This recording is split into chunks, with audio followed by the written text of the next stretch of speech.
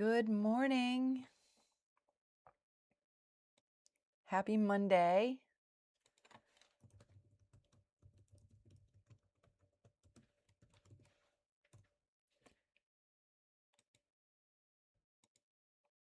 Good morning. It's Monday morning. I'm up. I've had a ton of sleep since my trip, so I'm ready to hit the ground running.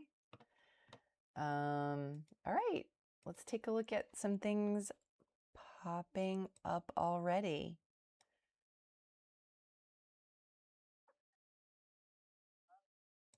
Let's see. This week we have consumer price index information and producer price index information coming out. Looks like things could be a choppy start this morning as far as news goes. So we'll have to see what is going on today. I switched over to a margin account because of the PDT rule.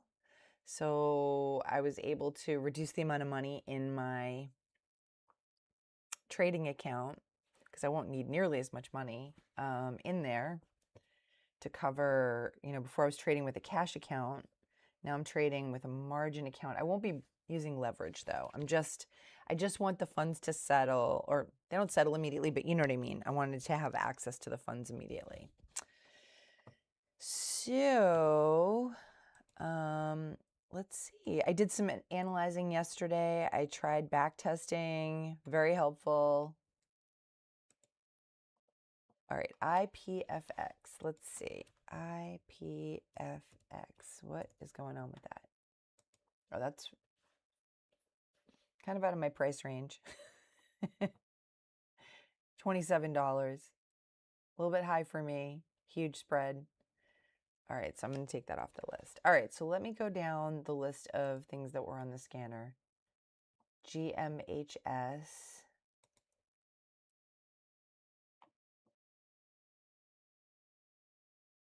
Okay, they had news. Kind of high float. Let me see if these are...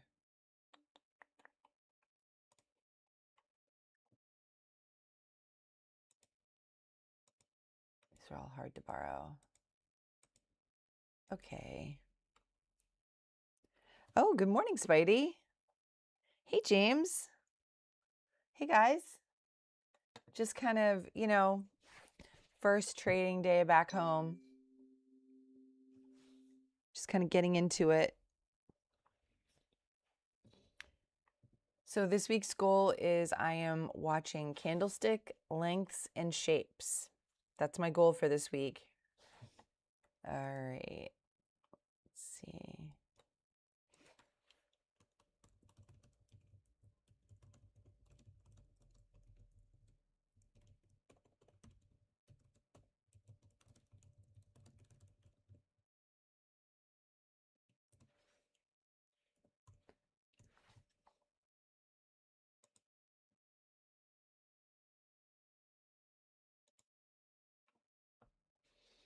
All right. Let's see.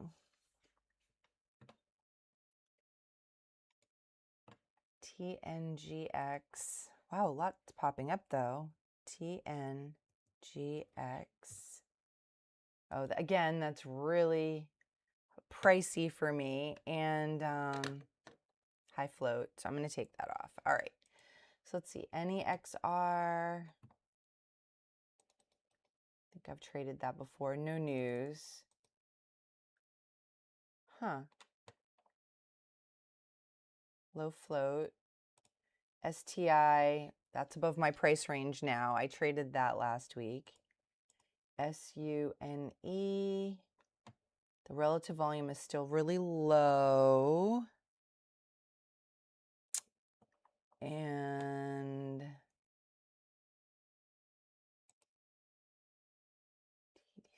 TDIC, that popped up at 5 something. but I don't see news. That's a penny stock. VNTG, the float's too low, so I'm going to take that off.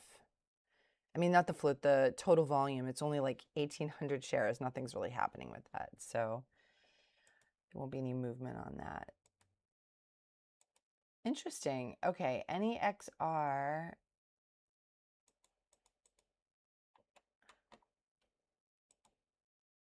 Let's see. Gamehouse is the only thing with news, but it looks like it's on a downward trend here. Looks like it.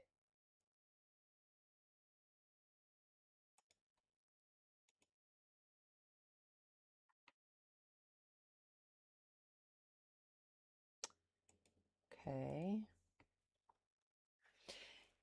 Good morning, Herb.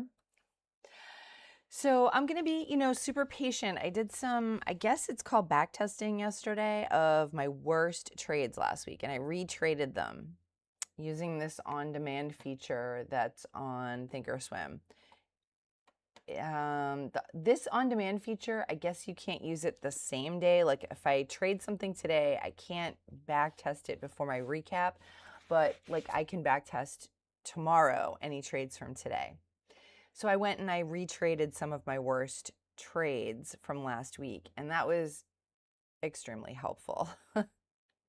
So I might do that each day, like trade the worst trade from the day before and just kind of see what I could have done differently and if I really did make a poor choice or if it was just an inevitable loss. I'm going to try to really hit the analysis hard. I'm already analyzing my trades and journaling and all of that, but retrading my worst trades was very eye-opening because I actually discovered things that I hadn't caught just by reviewing the trade and watching myself live stream it.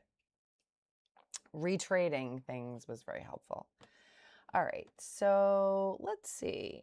A bunch of things are popping up, but I'm not loving anything yet.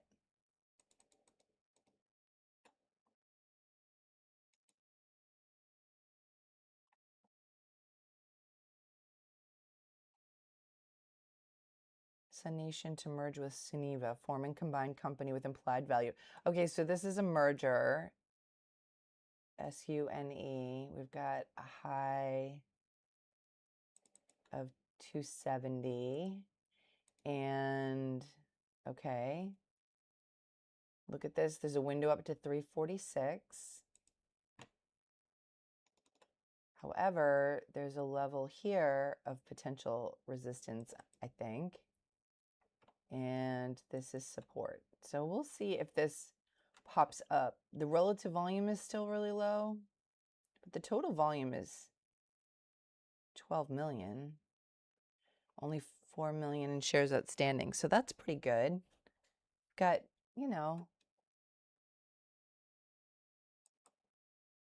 feeling super chill about everything today. I don't know, I got a lot of sleep. I feel really clear-headed. It was kind of hard trading last week, being tired on my trip. We were in bed early by Las Vegas standards for sure. But getting up at 3:15 to trade.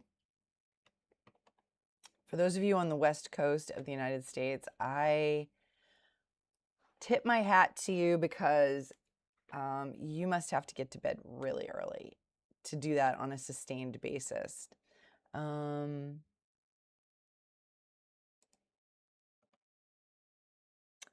right, let's see. SMTK is popping up. SMTK. I'm looking for things that are under $10. Okay, SMTK. It's a penny stock, but look at this. It's got a high of day here.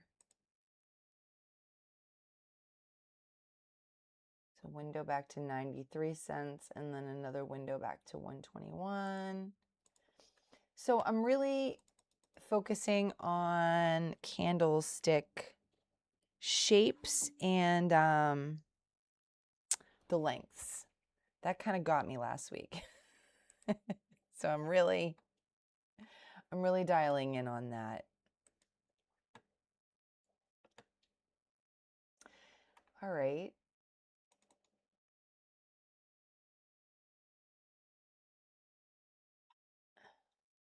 So let's see.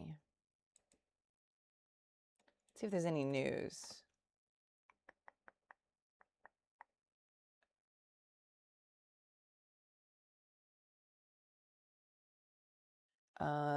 I'm looking to see if there's any. I don't see any actual news. I guess this surged on Friday, so that's interesting. The only thing I don't like about this is that it pulled back way past this pullback to this level. I guess this is real support, right?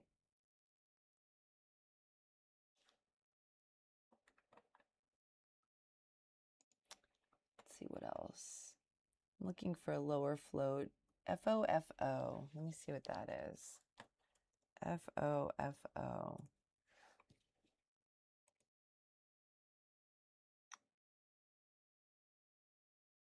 That doesn't seem to be doing anything. Okay. So GMHS, this is on a downward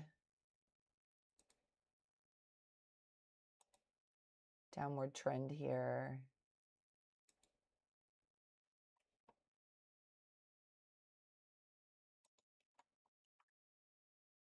NEXR. Oh, NEXR popped up. Okay, so, but I missed it, so I'm not going to chase it.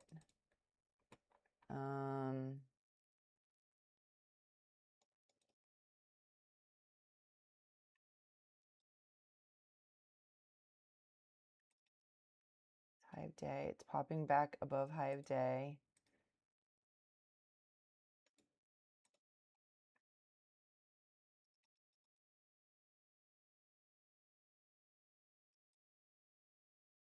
Pulling back.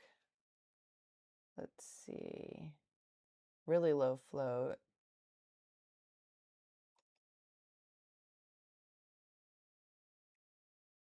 This is now high of day. Looks like it's going to go through high of day.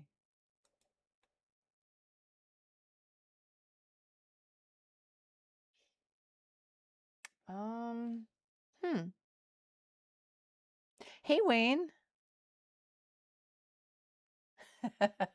I didn't gamble in Vegas. I'm not a gambler. I thought maybe I might try to play 1 or 2 hands at a poker table because I've never played poker live before. But I don't gamble. Which I don't know. I just feel like you're just handing the money to the casino. My kids and I went on a tour once, on a vacation, and we drove by a casino and the tour operator called it a donation center. So I feel like poker is the only game really where you're not just donating to the casino. But I didn't play poker either. We didn't have time. We were having fun. No trades yet today. Hey, Stargazer. Yeah, I'm thinking if it breaks too,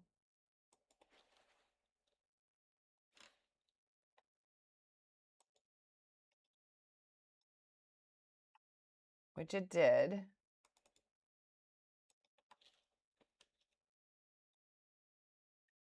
But now it's rejecting.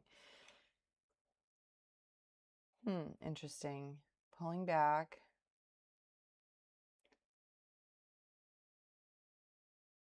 I kind of missed the move here, so I'll wait.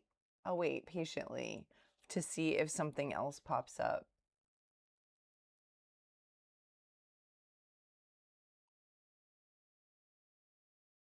Oh, wow. So this week I'm looking at candlestick shape and length, right? Trying to be better at identifying that because I really got caught last week with CMND because I didn't heed the information the candlestick lengths were telling me. So here we have long green candles. There's a tail down here, which I would think would mean it's going to keep pushing higher, but it did pull back. So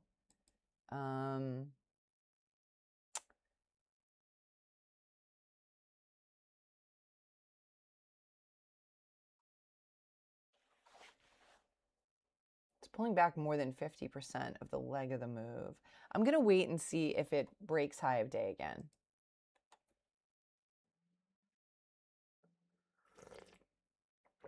And I'm feeling very patient today.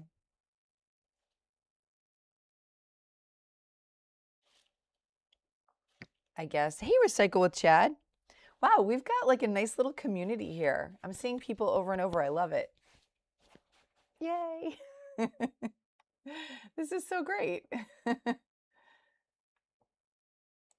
This is how we learn, you know? So I missed this move. I got there. I just saw it too high up. I didn't want to chase it. You know, I'm trying to be more patient and, you know, just kind of, I'm looking for moves that are breaks over levels of resistance. And I am looking to really try to look at the candlestick shapes and lengths. I'm terrible at that, so FYI. I'm terrible at that. So I'm doing this because I need to work on it, not because I'm good at it. So I posted on I should open my Substack. I've got all my candle shapes that I'm looking at this week listed on my Substack.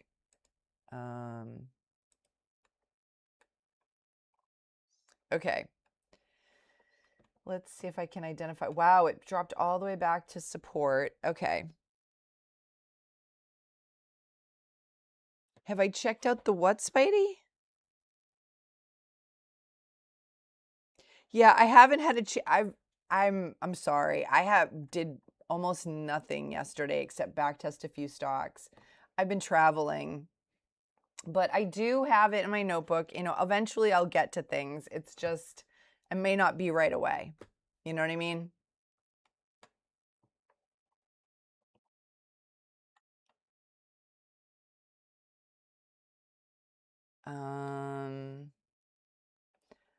I usually get to things eventually, but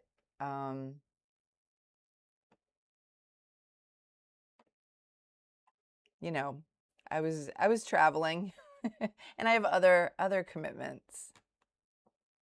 All right, okay, so this is the first time I heard about this particular shape of a stock, the Meru Bozu.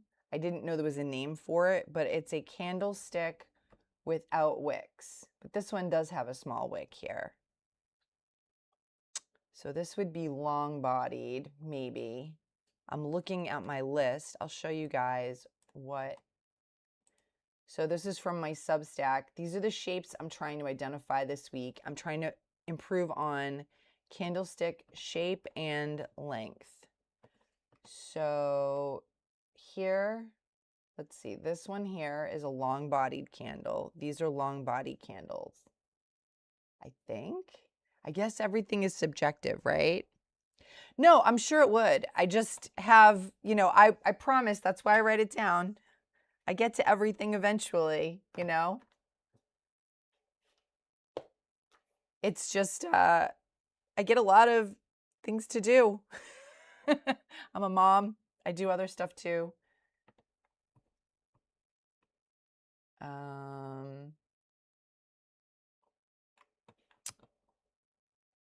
So, okay, so I'm just looking at the candle shapes here. Hammer. So this one is, let's see. See, this is why I have trouble with the candlestick shapes. I promise I could do shapes when I was a kid in school, but I do have trouble identifying candlestick shapes.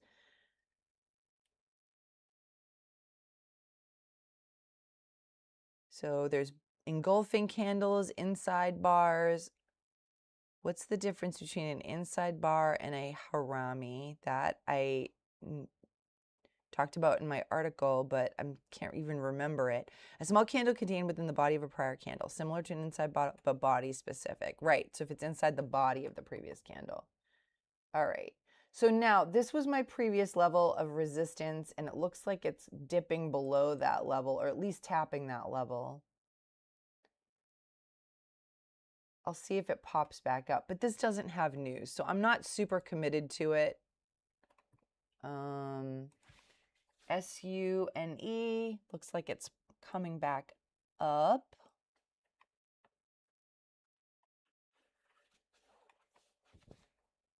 ELDN, what's that?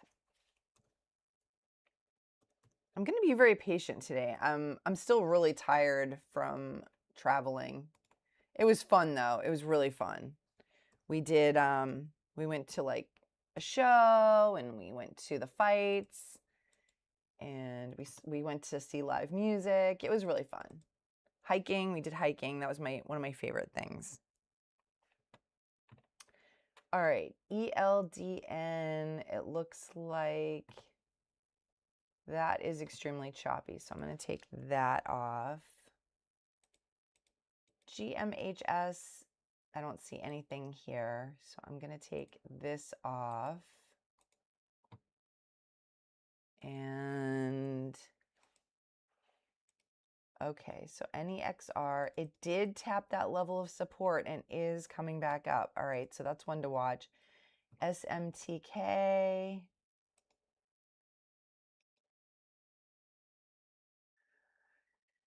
So the low is higher. That's a good sign. That could come back up. SUNE. It's kind of trading in that channel. TDIC, that's a downward trend. I don't really see anything there. So let's see.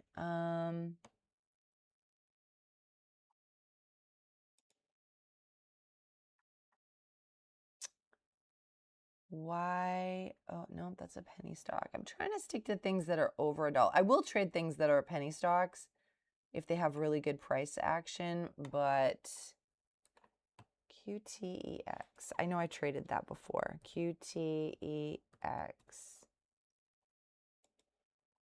Okay, that popped up and came back. QTEX. NEXR is really okay. All right, so what we have so far, I'm looking at NEXR, SMTK, and SUNE.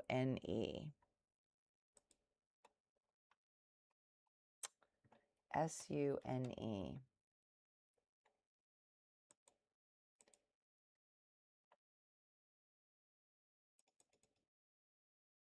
So, you know, when I asked Google how the stock market is this morning, it said that futures are showing a mixed performance as the market digests a sharp tech-led sell-off from the previous session and heightened geopolitical tensions in the Middle East.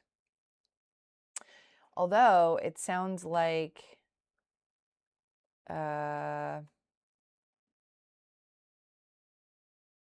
let's look at the S&P. Oh, hey, Dirt Devil, I just saw you. I just saw your post. Hi. All right, so let's look at the S&P. Well, that's interesting. Okay, it's up. But is it up from Friday? Wow. That is a sharp pullback on Friday. I guess I don't feel so bad about having a red day on Friday. But I did backtest my worst trades from last week, including one of the trades on CMND from last week, and it was really, really helpful. All right, so it looks like the S&P pulled back pretty sharp on Friday. I didn't check it at the end of the day, but that is a really sharp pullback. So when I think about my goal of this week, trying to identify candle shapes, this is a long red I know this sounds so obvious to those of you who've been trading for a while, but I'm still learning. This is a long red candle. And honestly, I don't see any long red maybe this one here, but it's the longest red candle since this one back in November. Wow, that was a long red candle, huh? And this one back in October. So that is quite the pullback, almost to this level of support.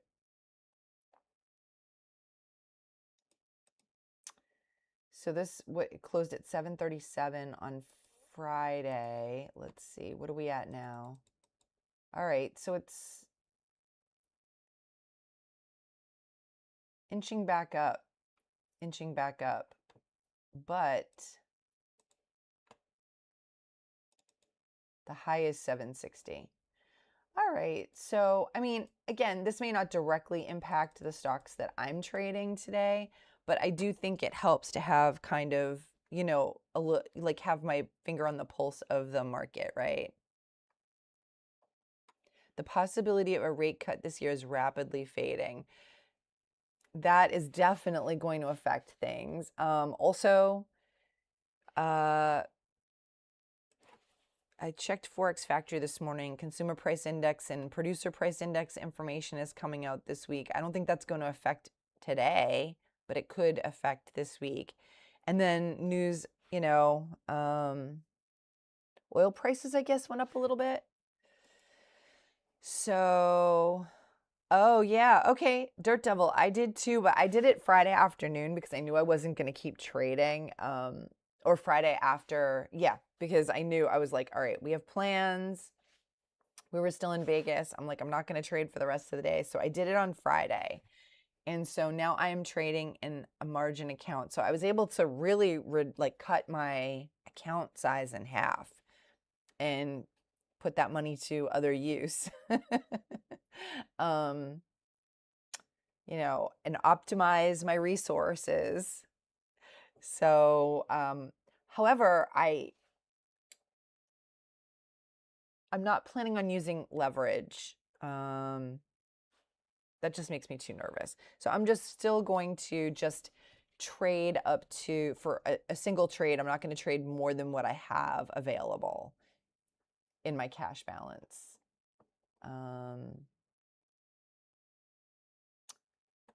So, okay, so the S&P is climbing up. That's good. Let's see. Silver. Ooh, look at that. Silver's climbing up. Wayne, this might be good for you. I know you like silver. And I like to look at Tesla too. Tesla looks up. Okay. All right. Let me go back to SUNE. It's oh, look at that. It's about to break this level of support.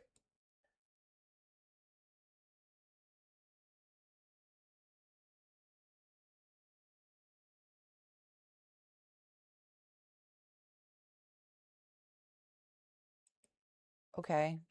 I might wait for confirmation about that. Yeah, I feel like, you know, that's probably something that leverage is probably appropriate for somebody who's like consistently profitable, right? Ooh, Wayne, okay, nice.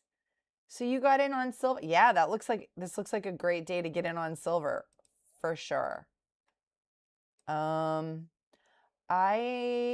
am going to wait for a potential break of high of day on this. I'm being really conservative today. Yeah. I don't know why. Just feeling conservative. No particular reason. Maybe I'm just tired. I mean, I slept a lot like since I came back from my trip, but I still feel kind of groggy. And I don't do caffeine anymore, so I have to use good old-fashioned sleep to get me through my my day.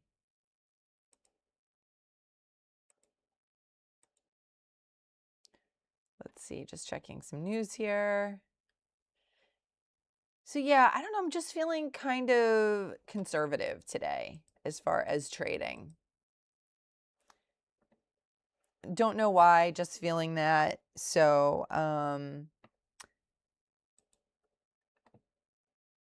ooh, Wayne, I can't wait to hear how your silver. I've been just watching and watching. I mean, I've traded it a few times just for fun, but I'm really, really, really watching.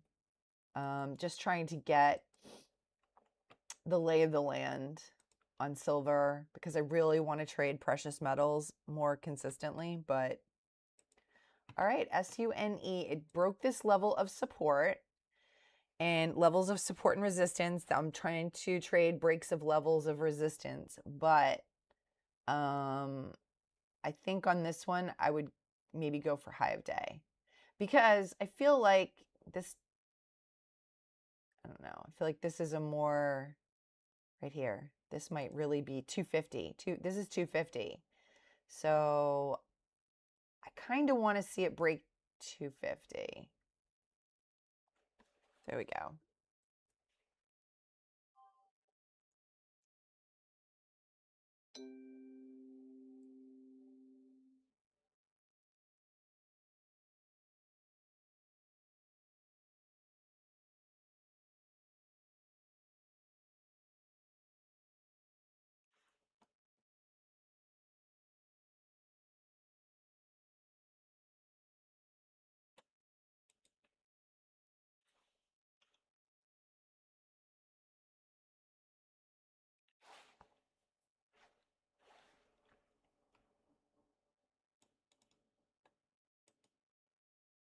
See, I'm in at 255.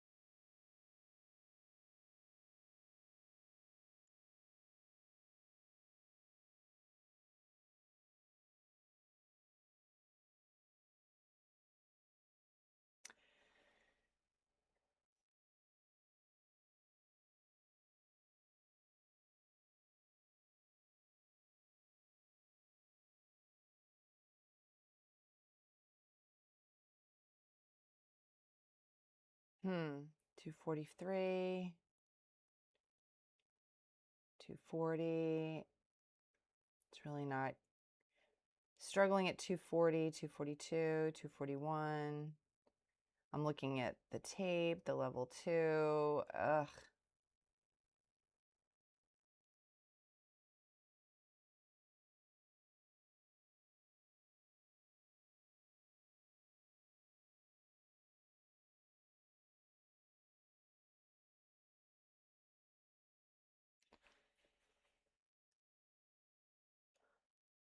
$238, $237. I feel like if it breaks 232, I should definitely get out.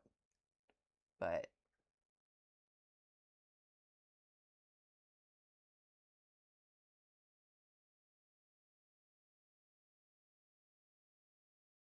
because the volume's pulled back a lot. But it could break.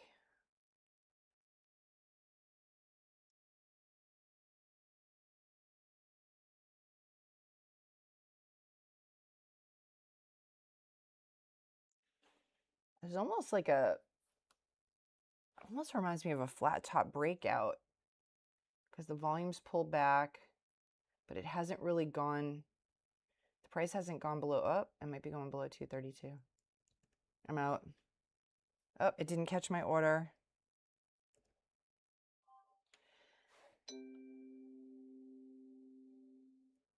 right. So I have one trade on SUNE. It was a break of the $0.50. That's what I was looking for.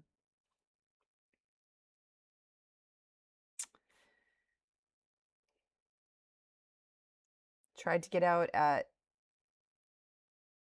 support, but then it didn't catch my order. I had to cancel it and try to sell in the bid again.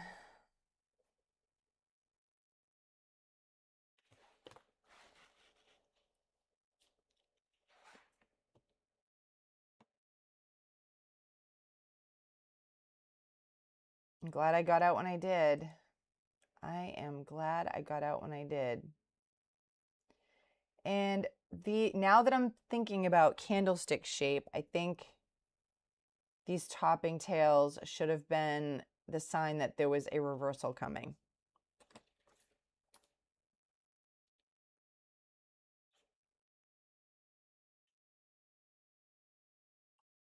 So that should have told me not to get in. See, now it seems obvious after the fact. Ooh. Wow, Wayne, that's phenomenal. 70 cents. Congratulations. That is such a good trade. And you're like, I have an eye appointment. Well, good luck. You made a nice trade. That's wonderful. 70 cents a share. That's awesome. Did it pay for your copay? I hope it paid for your copay.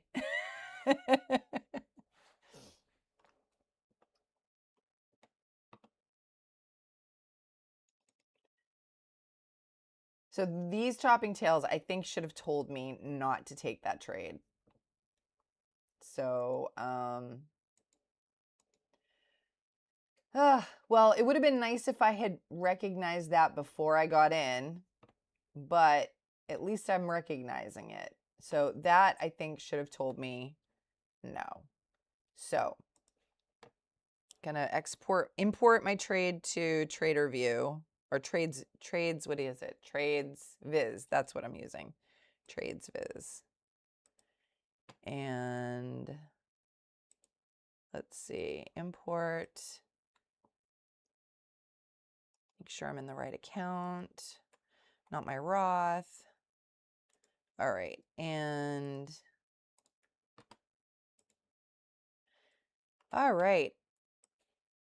I'm gonna actually journal this right away. Let's see.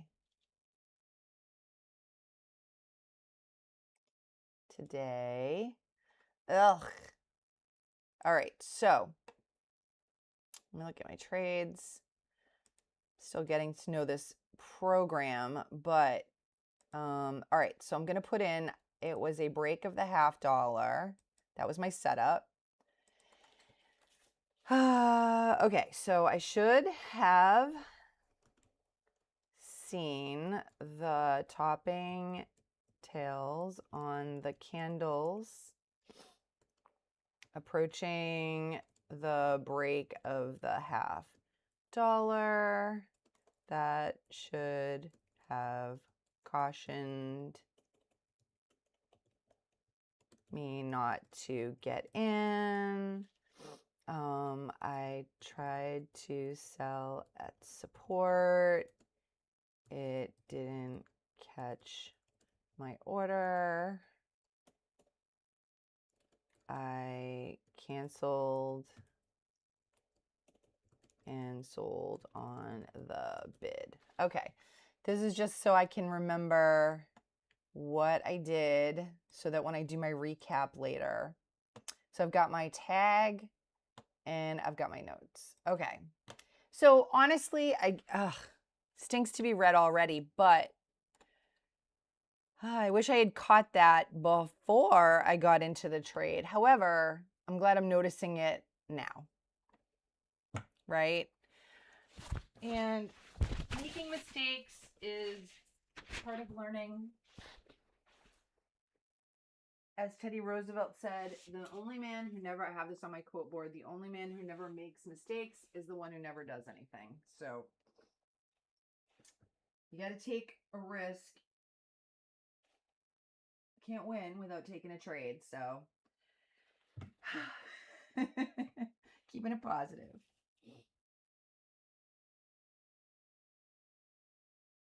Ooh, Wayne, that's right. You're Canadian. Oh, so nice.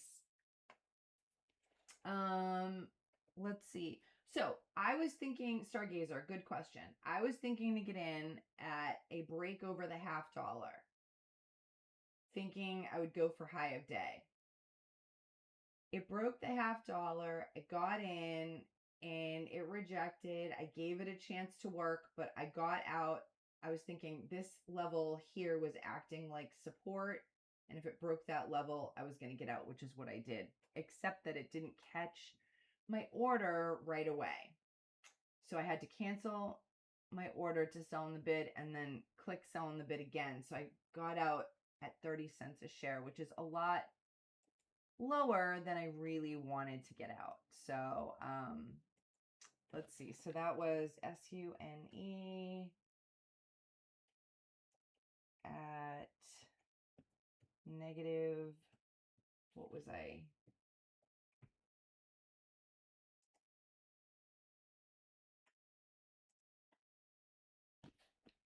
$0.29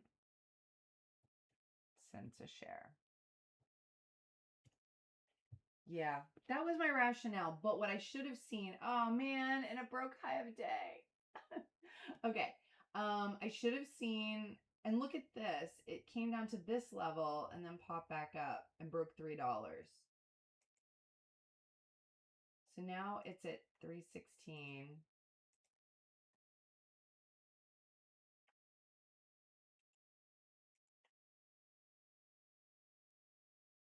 And I think there's going to be resistance at 346. So I don't know how much more it has to go. But they do have reverse merger deal.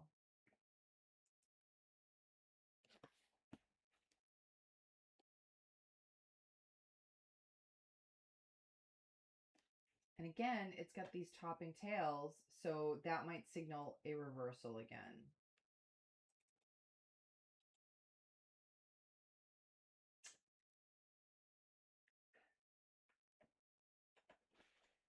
So I'm going to wait.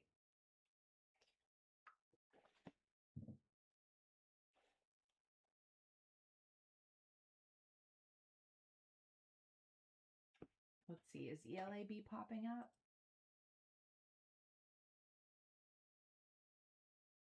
ELAB, good question, Stargazer. I'm glad you're questioning what I'm doing because trust me, that's very helpful. ELAB. I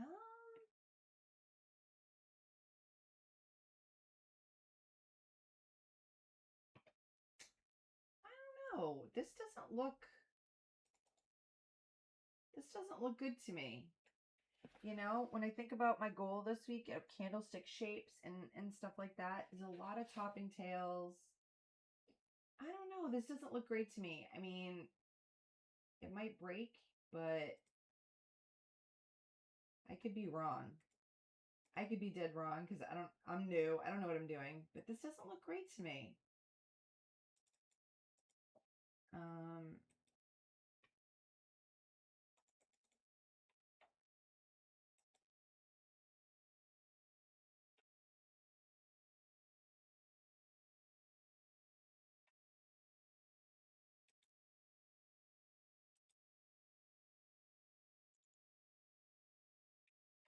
And I think I should have gotten out of SUNE sooner. Maybe at 20 cents a share, I was thinking I should just get out. But I was thinking, well, I'll give it room at support. ELAB has low volume? Yeah, no, SUNE does have lower volume. Look at the relative volume is only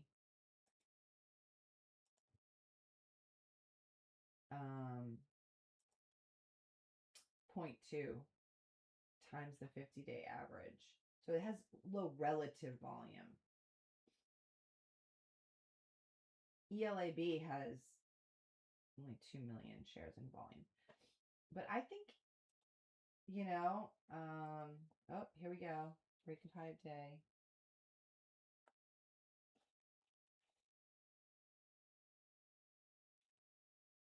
I don't know. The topping tails are making me nervous.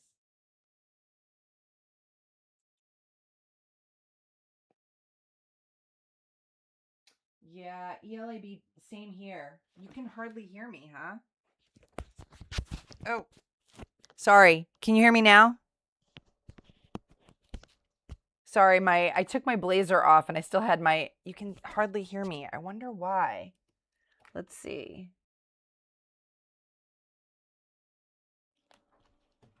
Maybe there's something wrong with my microphone.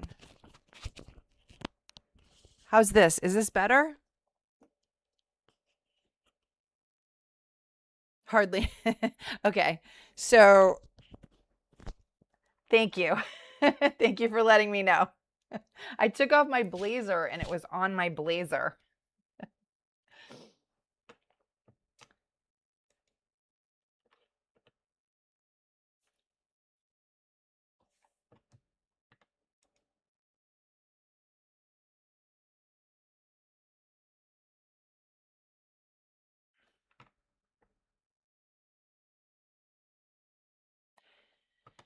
Yeah, I haven't done great on ELAB in the past either. So, and this just, I don't really get what's going on here on ELAB. I don't really understand what's happening. It just looks like confusion to me because it's like choppy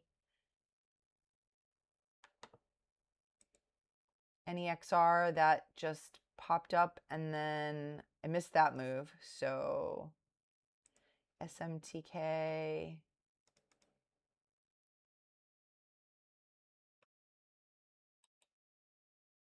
I'm gonna remove this. I'm gonna take SMTK off of there.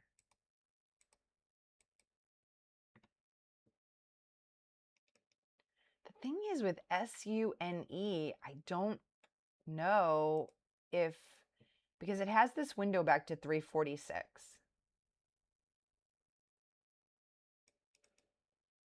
That's the high, the all-time high, or at least the high in the last year. So is it really going to go higher than that?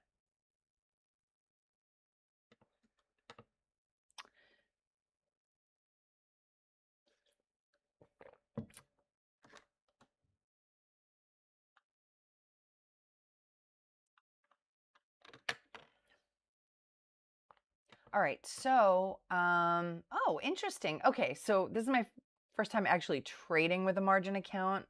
So cash balance, but that doesn't make any sense. So I had a loss that was $29. So I don't understand what this means. I think I need to take the cash balance off of there because that doesn't make any sense, right? I know it's a margin account, but I only want to trade with what's available. So that's what I should have on there. All right. Hey, Flip Flop. Good morning. NCRA, but it's a penny stock. Yeah, I'm trying to sort of, it's not that I won't trade penny stocks. I will if I see something really good, but I feel like it just has to make a really big move in order for something. But hey, listen, what do I know? I'm still I'm still learning. I feel like you have to trade with larger share size to make this really worth it, right? However, I think we're going to see a lot more penny stocks because of the PDT rule changing. So today, Charles Schwab changed. So now I'm trading in a margin account and I reduced my account size because I just simply don't need as much in my account.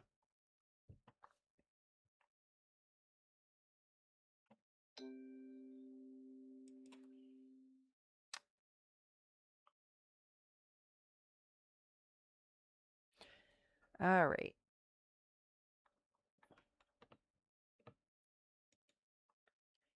SUNE. This, oh man, it keeps testing that level, huh?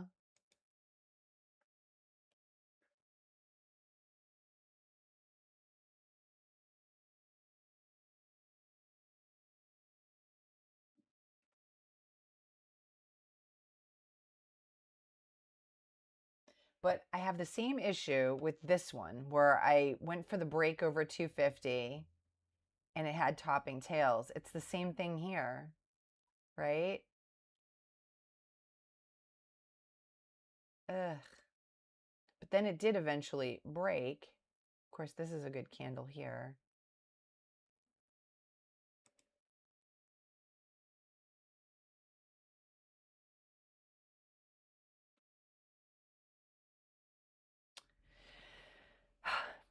Hmm.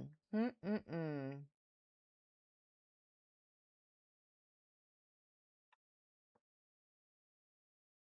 Am I trying to make something out of, what do they say, a silk purse out of a sow's ear? My grandmother used to say that. Am I trying to make a silk purse out of a sow's ear? Because I feel like I got burned on this one. And now I'm looking at this and questioning it. If I'm questioning it, there's a reason, right? Yeah, my grandmother used to say that. It's so funny.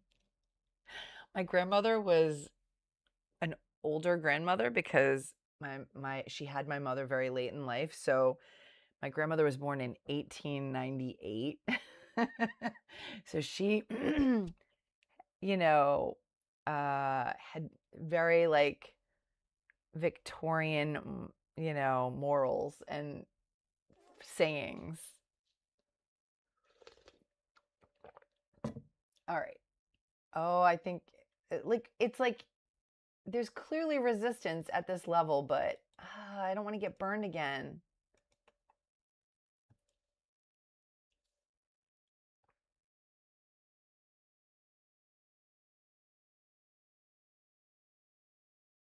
I might miss the move, but I don't want to get burned again. I feel like I already got fooled by these topping tails over here.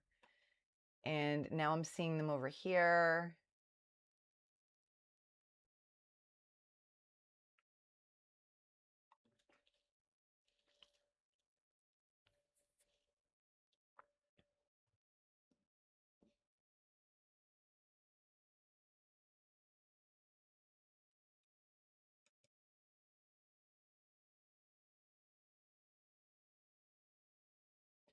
And I think this is a potential point of resistance because this is the high over the last year.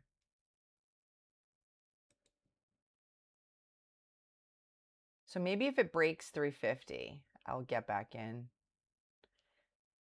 If it breaks this all-time high, or at least high over the last year, and then it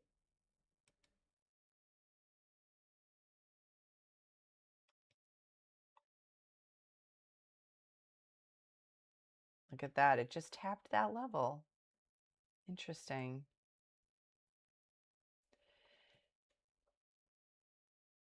So this would have been a flat top breakout, but I don't know, I just didn't trust it after getting burned. 337. So it did break 337 and it tapped this level right here, which is the high from March. It just tapped that level and then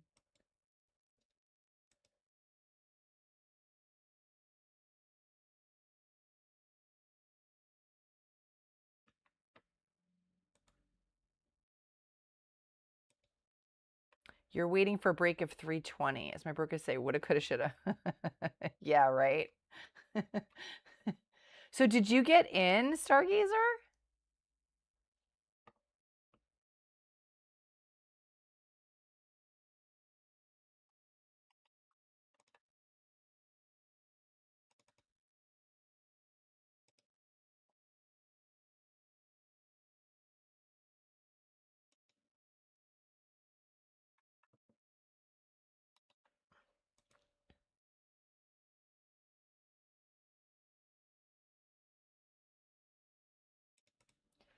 I mean, higher lows is good, right? Higher lows is good.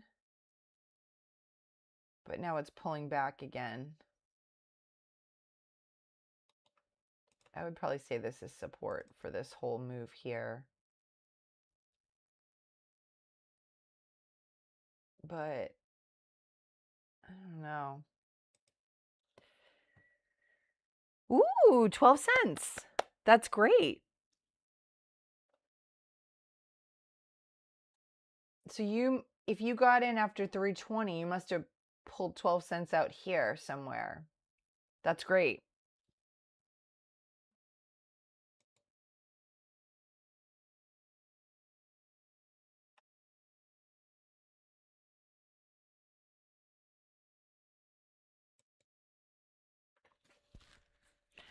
I don't know. It just feels like too much of a struggle. I mean, I already got burned over here.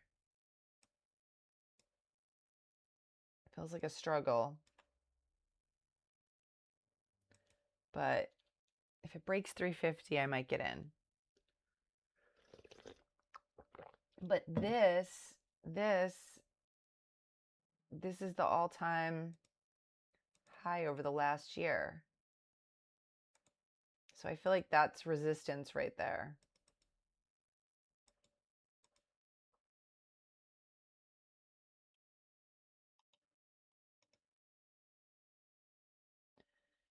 And it broke below this level, which was the previous level of resistance. It's already broken below that.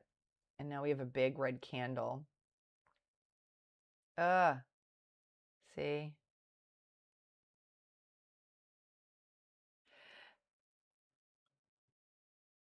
Okay, so we're on the same page on that.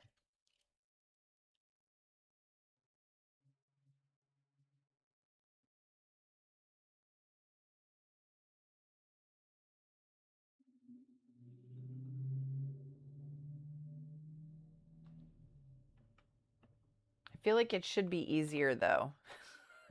It doesn't feel easy at all today. Let's see. ELAB, I'm going to take that off because that just looks too messy for me. NEXR, it popped up. I'm going to take that off. NCRA. This is interesting. I mean, they have news. I feel like this could be interesting, but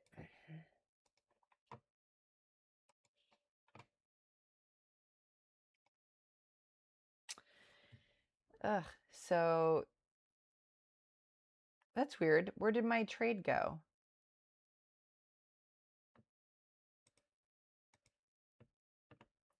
Let's see, on the 5-minute. See, it just looks choppy to me. I shouldn't have got in on that other trade, but like you said, Wayne, coulda, shoulda, woulda. I'm investing in my education. I've already I just paid $29.67 towards my education, guys.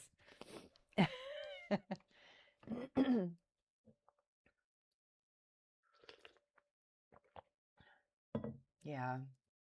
Once it kind of broke this level, I'm like, I don't know, but this isn't doing anything I think it's going to do today.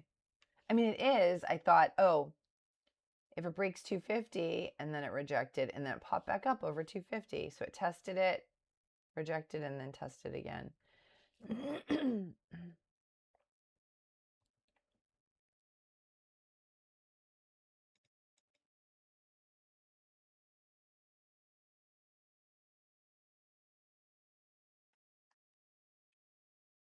Look at that. Okay.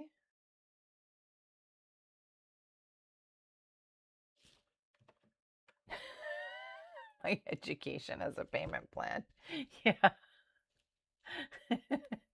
Oh, man.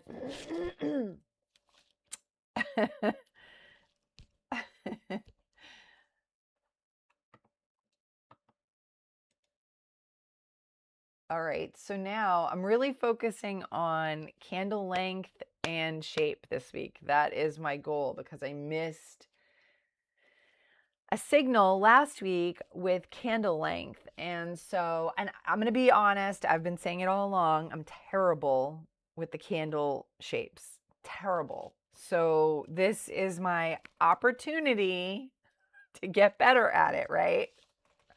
That's how I'm looking at it. This is my wonderful opportunity to get better at it. And honestly, that would have, if I had heeded these topping tails here, then I wouldn't have got in on this. So, you know, this lesson is coming along, I guess, when I need it. So, and I already violated it. So I'm a big fan of Josh Whiteskin, and I was rereading his book last night. And one thing he said in one of his chapters really hit me hard. And what was it? I have to put little stickies. This is like, I had to buy a new copy because my old copy was so beat up. He has this chapter called Investment and Loss, and he says, I've long believed that if a student of virtually any discipline could avoid ever repeating the same mistake twice, both technical and psychological, he or she would skyrocket to the top of their field. Of course, such a feat is impossible. We are bound to repeat thematic errors, if only because many themes are elusive and difficult to pinpoint. Yeah. I was like, dude, that's exactly the case, right? Well, not the same exact specific mistake I made last week, but I didn't heed the story that the candle shape was telling me. Of course, again, I have to improve on that skill, which is why it is my goal for the week. These are the candle shapes I'm looking at. I put on my Substack today. Some of them. Maru, Bozu, Doji, Hammer, Shooting Star, which I always get confused on this one because I think it should be the other way around. Spinning Top, Pin Bar, Long Bodied. I'm sure there are multiple names for some of these. Bullish Engulfing, Inside Bar, Harami. Never heard these names. And I know that candlestick patterns were invented by the Japanese, right? Inverted Hammer and Bearish Engulfing. But the inverted hammer and the shooting star look the same to me. So I'm confused. But anyway, that's what I'm working on. Oh, that's so frustrating. Well, Wayne, good luck at the eye doctors.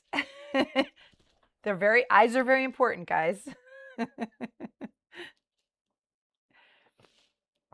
Yeah. So how can we avoid making the same mistakes repeatedly? Therein lies the question of the day, guys. You know, I'll keep learning the same lessons until they're learned. So SLV is still climbing. Oh, wow. Look at that. Yep. That's great.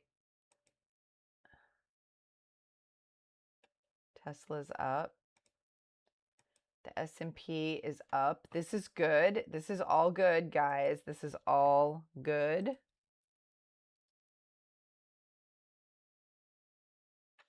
I'm going to check Schwab's pre-market movers, see what's up. SUNE is the top of the list, but I am red on it.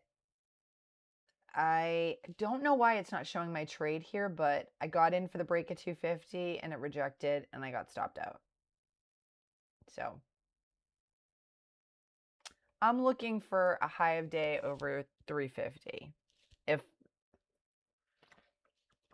If that happens, I could consider getting back in, but I think I should heed these candlestick shapes, right? Casablanca. See, we got this old timey. I got so inspired being in Vegas because it has that old world glamour, like kitschy old world glamour. You know, we went and saw a Vegas show. We saw Dita Von Teese. And, you know, I'm kind of in that old world glamour mood. And I'm very fortunate to have some antique furniture that I inherited. And so I'm very inspired now about like, oh, maybe I should um, get more antiques and stuff like that. I don't know. So silly, but whatever. I'm a minimalist though, so I won't buy more stuff.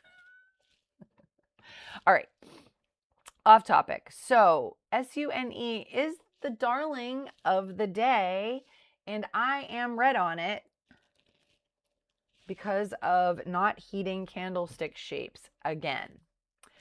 But these are the lessons I'm learning. So I don't know. I'm curious. So I guess bearish reversal. So these are reversal candles, right? Shooting star.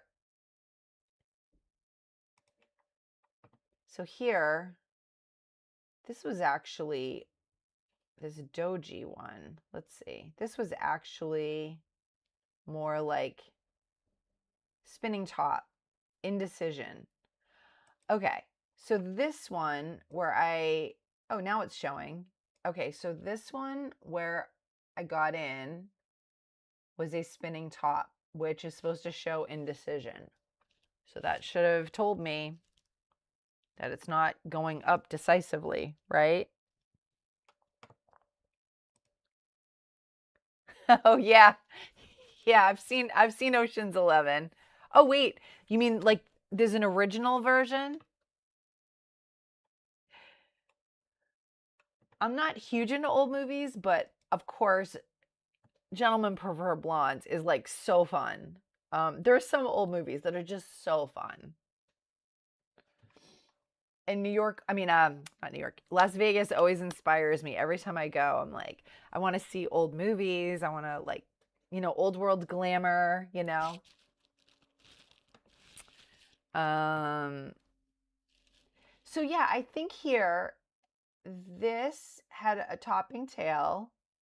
This one is somewhere between a doji and a spinning top. And I guess with the two wicks, the top and the bottom wick being even, that should have signaled some indecision to me.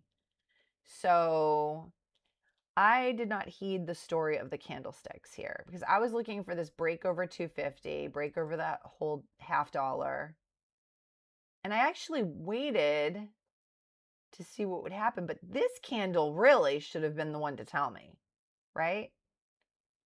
This is really the candle that I should have heated. And then this one was just confirmation on that. All right. Well, my $29.67 67 cent lesson today.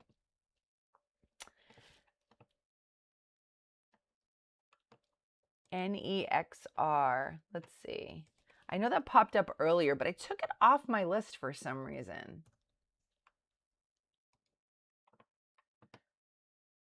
Oh, because it had really like popped up and then dropped down.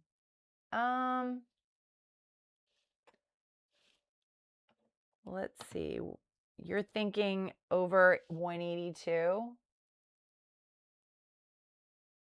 Well, it's climbing back up over 180. Look at that. It is climbing back up. Oh, that's a nice move. I missed it, but that's a nice move.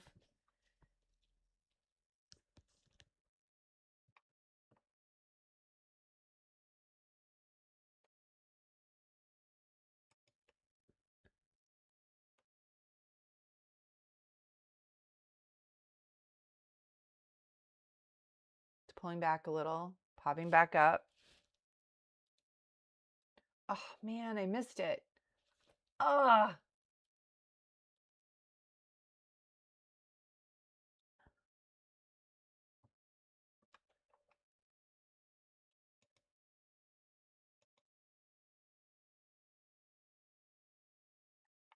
But it has better relative volume than SUNE. Lower float, too. Okay, so now this topping tail, is this a reversal? This is one of the things I'm really focusing on this week. Does this mean it's going to reverse and go back down? And then should I wait for another break over that high? 193, 194.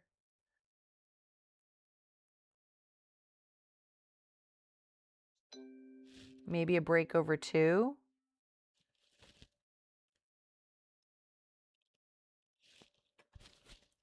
All right, so this, it had this nice long candle, and then here it did signal a reversal. Interesting.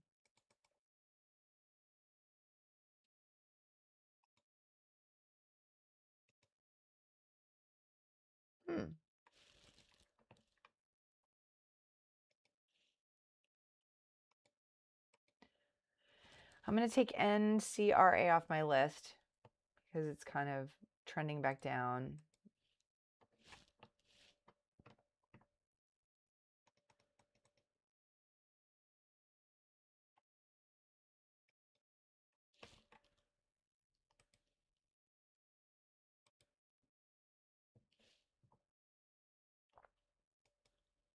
GMHS, STMK. A lot of stuff that's popping up today is like not up anymore.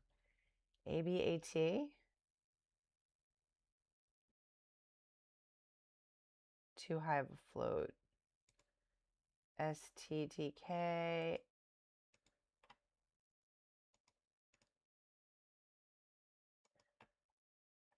PFX. I think this might be one of the only things going on today.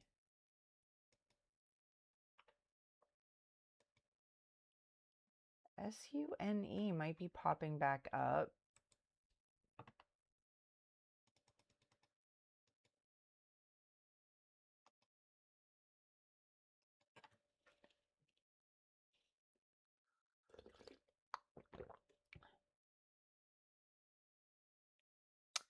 Okay, NEXR bouncing off that previous level of resistance.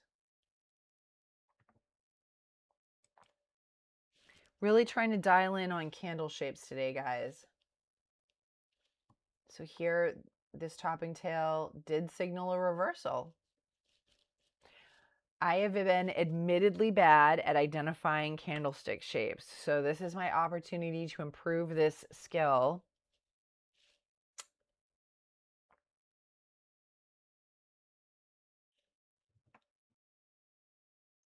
SUNE. It's crawling back up. But is this going to be, what do they call it? Head and shoulders? This could be a head and shoulders pattern. I don't know. See? I identified a pattern. And this is why I pulled the indicators off my charts, because I should have been looking at this in the beginning, honestly. But I just got distracted by everything else. And this is sort of like the basics, right? Oh, it's breaking that level of support.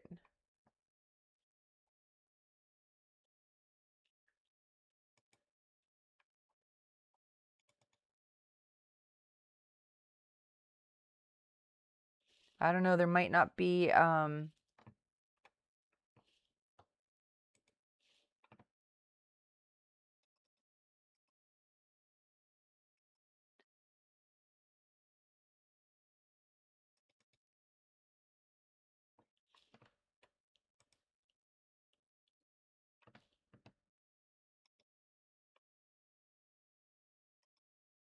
I'm curious what my little small cap scanner says.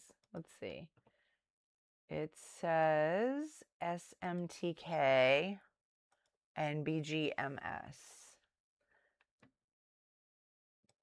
BCDA.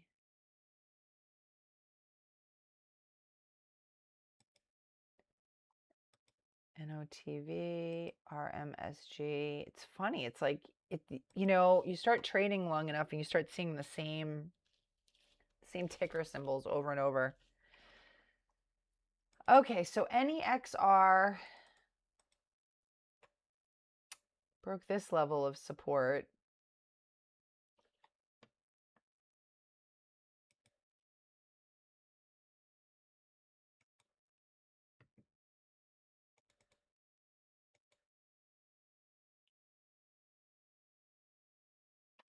So now, this is Okay, so this candle here, this red candle, I'm starting to identify things. This red candle is one of these, is this Marubozu, a bearish Marubozu, no tails.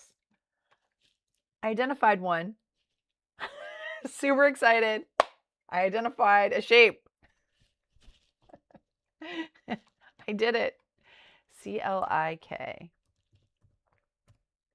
I'm super proud of myself. CLIK. Oh, that doesn't look so hot. All right. GLMD short 106. Ooh, let's see what you're doing. GLMD. Oh, wow. Ooh, nice flip-flop. Nice. So you got in about here. Nice. Now, this has a long bottom tail. Does that mean it's a reversal? Will that mean you get out? Will you get out on that?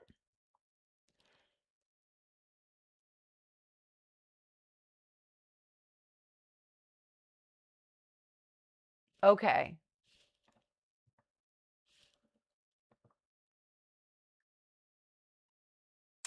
Oh, okay. You covered at 86 right here.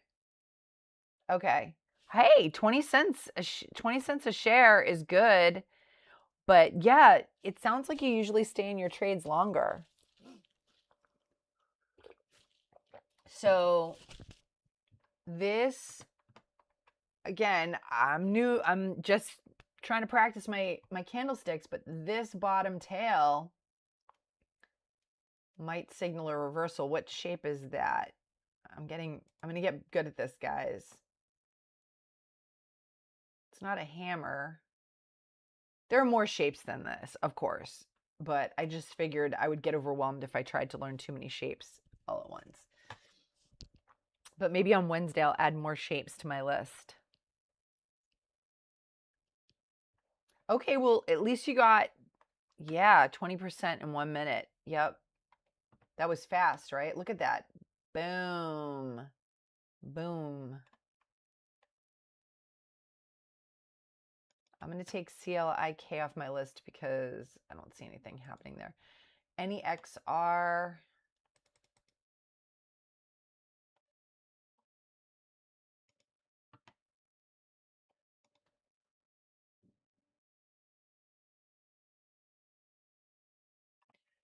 If it breaks 320 again, I think it might go for high of day, but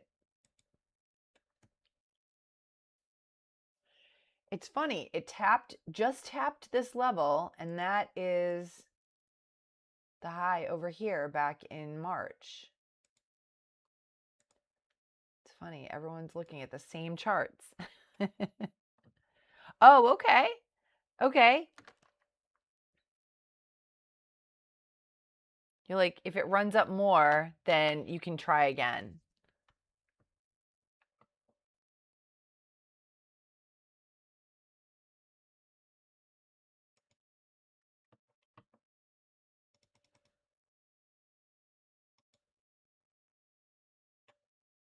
So I did miss this move on NEXR, and now it popped back down, and it looks like that level is resistance again.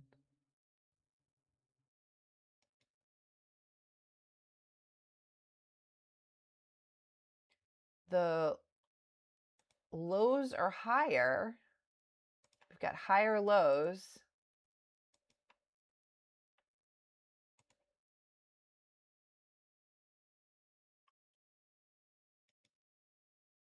And potentially higher highs. So we'll see how that goes.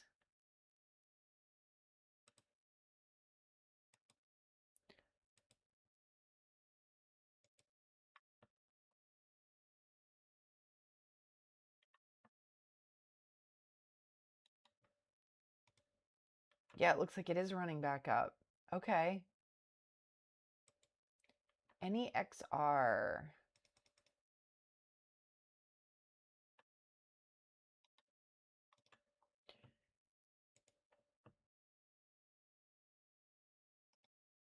SUNE kind of never really made another run for it.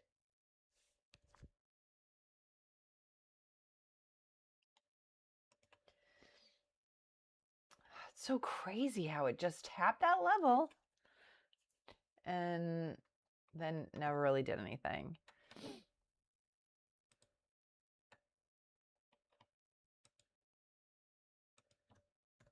Let's see. Stock futures are trading mixed following, so it's the same news. Okay. You know, sometimes I check how is the stock market doing today again, just to kind of see if anything's changed, but nope. Friday saw the worst single day tech rout in over a year. The tech heavy Nasdaq plunged 4.18%. The S&P fell 2.64% and the Dow dropped 1.3. Well, it's a good thing. I guess I got out of it pretty lucky then, only being down $50. Yikes. A robust May jobs report eliminated the likelihood of a near-term rate cut, sending Treasury yields sharply higher. Somebody mentioned that earlier. And then oil prices went up 4%. So are we going to have any good stocks today? I don't know. I guess I thought there would be more going on because of the PDT rule change, but this all may have scared people off from the market. NEXR, the locates are cheap, so it makes me think the float is much higher than it says. Ah, okay. Okay. And you know, Ross has brought that up in his videos where, like, you know, the float that's listed can't possibly, because the volume, if you see a volume that exceeds what's possible given the float, then something's not lining up, right? Ah, so you had a previous, wow, that's good. 40 cents a share. So that one's been, okay. So you feel like you have a history with that and you've seen how GLMD operates before. Yeah.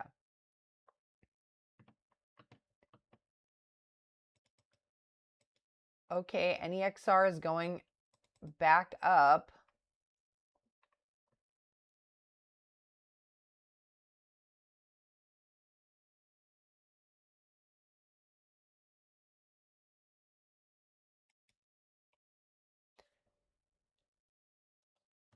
Is it going to break $2 though?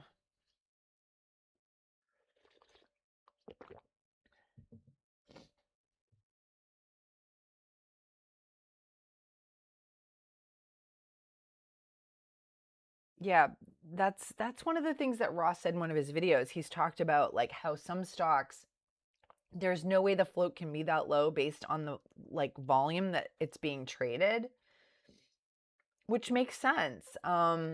But it also kind of makes it hard to trust the shares outstanding.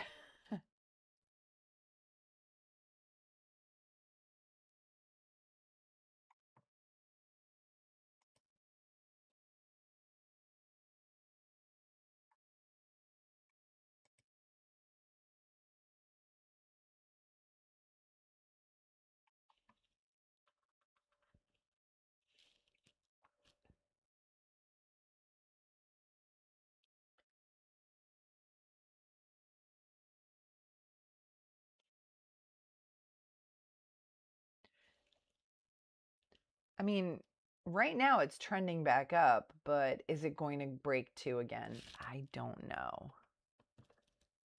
I don't know. Again, there was a topping tail where this reversed, but down here, I didn't see that. It did kind of tap this level again. This trend line that I drew, which clearly is arbitrary, but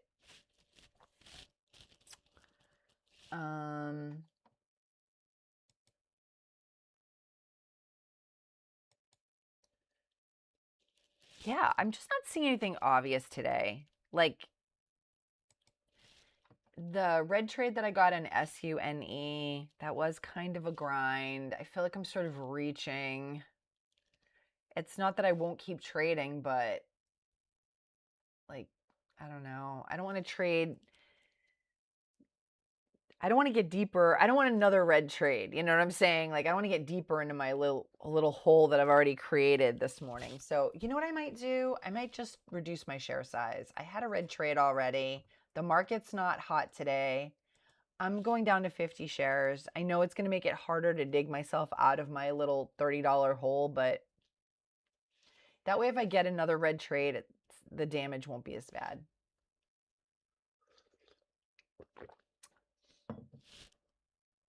I'd rather kind of reduce my exposure.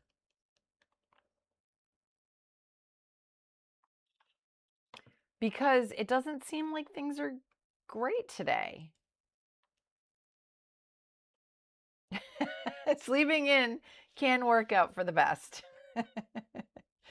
There have been days where, like when I went to Prague and I couldn't trade on something. There was one day where I couldn't trade, and I was so bummed out because like our flights got changed and blah blah blah, and then it turned out to be like apparently like a terrible day in the market, and I was like, it was a blessing. Yeah, today is really slow, which is crazy because you would think it would be way hotter with the PDT rule change and all that, but I guess people are really scared off by the market. And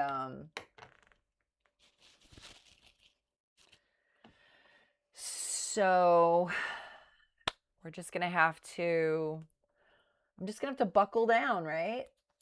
And just be patient.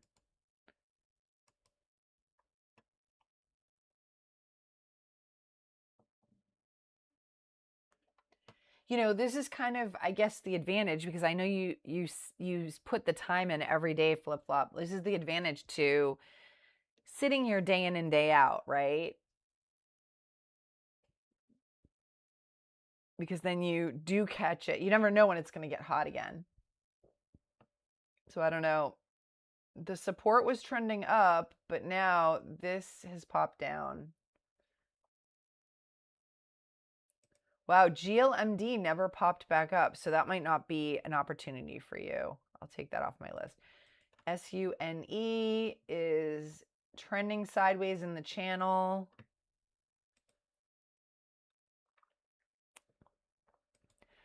So, all right. Looks really slow. So this is from my Substack. These are the candlestick patterns that I was reviewing yesterday, and I decided, okay, I'm gonna work on these, and these are some questions I put. But any feedback on what candlestick shapes you look for would be really helpful. What is the dominant candle of this session? These are some questions. Oops, I have a typo. Let me fix that. I was tired when I wrote this yesterday. Here. My Grammarly didn't pick that up. What? My E key keeps sticking. Okay. Okay, so these are some questions I found on the internet. What is the dominant candle? What is the current candle's body to wick ratio telling me? Does this candle confirm or contradict the candle before it? All right. So, I don't know. What do you guys look at when you look at candle shapes?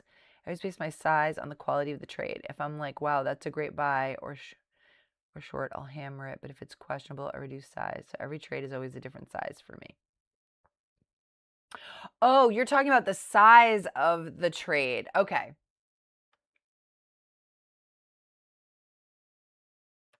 Every trade is always a different size for me. Oh, well, that's interesting. Okay, yeah, that's why I reduced my share size because I feel like it's kind of rough today. OCC, Stargazer. Oh, but let's see. Let's take a look. Let's take a look at what you're looking at. Ooh, that looks good.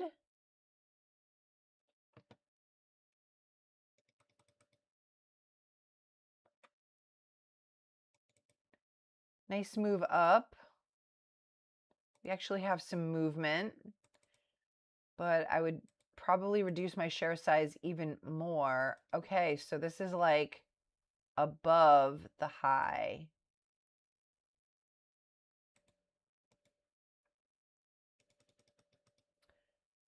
This topping tail might signal a reversal. If I were going to trade this, I would probably go down to 25 shares because it's a larger, has good news. Let's see, low float.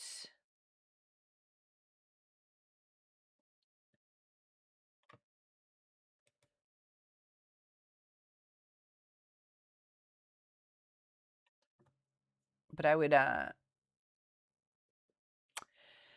well, flip flop, isn't that, isn't that what we all do? I mean, those are my two biggest problems. My winners, my losers are too big, and my winners, I leave so much on the table. It's good to know I'm not the only one. I'm trying to stop the bleeding first, though. First, I'm trying to stop the bleeding. All right, so if this breaks $20, I may get in, but I'm only trading 25 shares because I don't want to risk too much given the price. And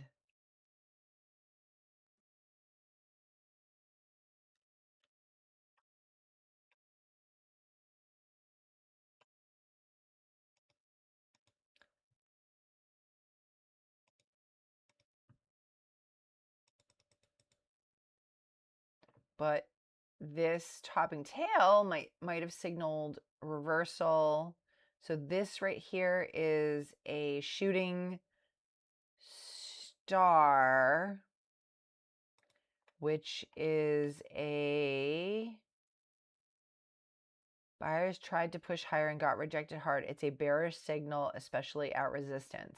So this is a bearish signal potentially.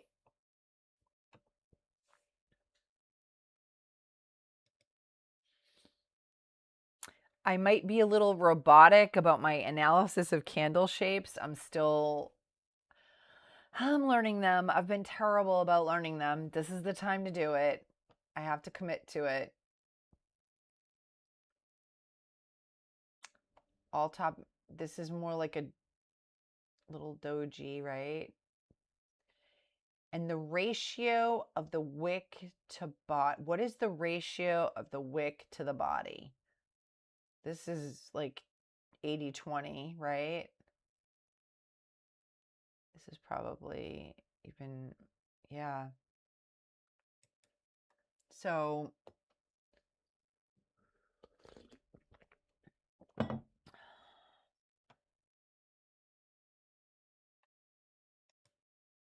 that's interesting. They're going higher. They're getting smaller. They're getting smaller.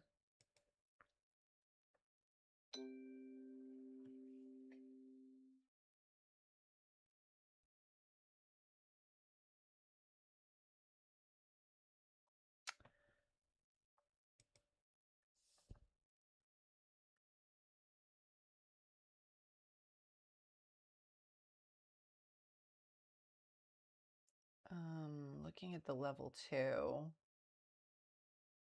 this looks like a potential breakout.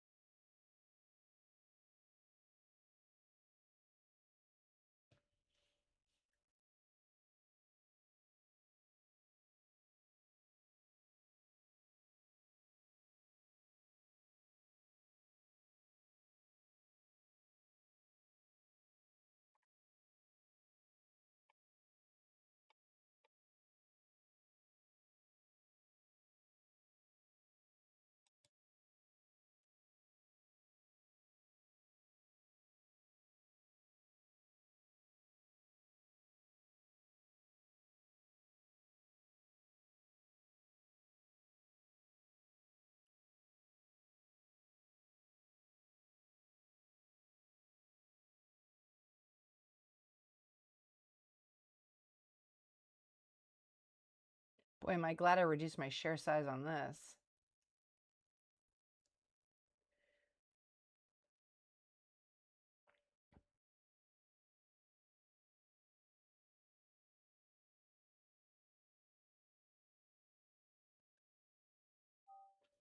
I'm just getting out.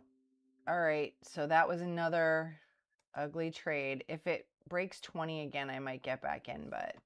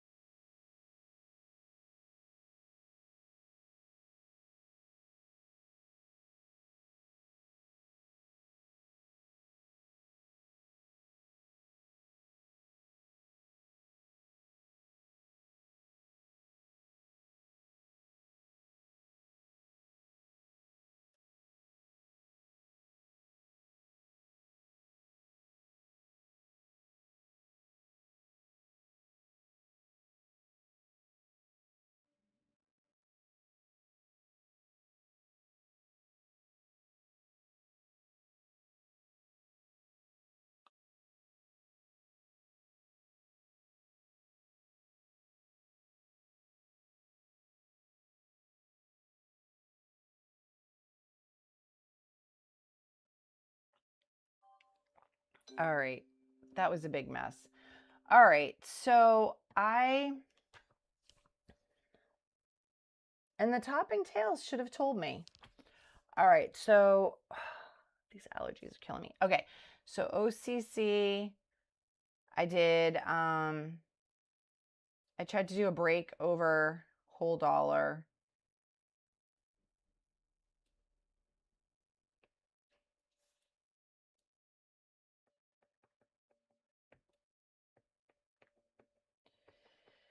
Good thing I reduced my share size, huh?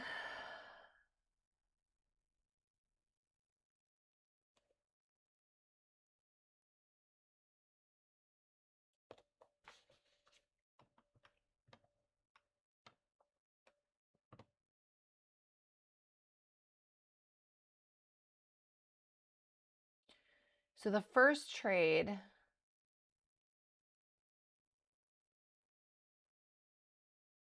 I actually got out green because of slippage. But on the second trade,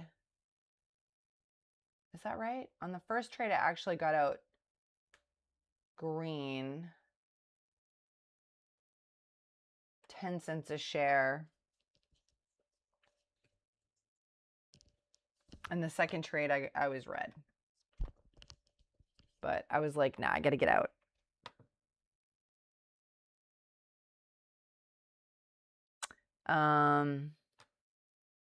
You don't like those trades? Barbecue? What do you normally trade? The news says they got a $17 million investment, so that is great news. I'll have to see. Oh, okay. So you got out. All right.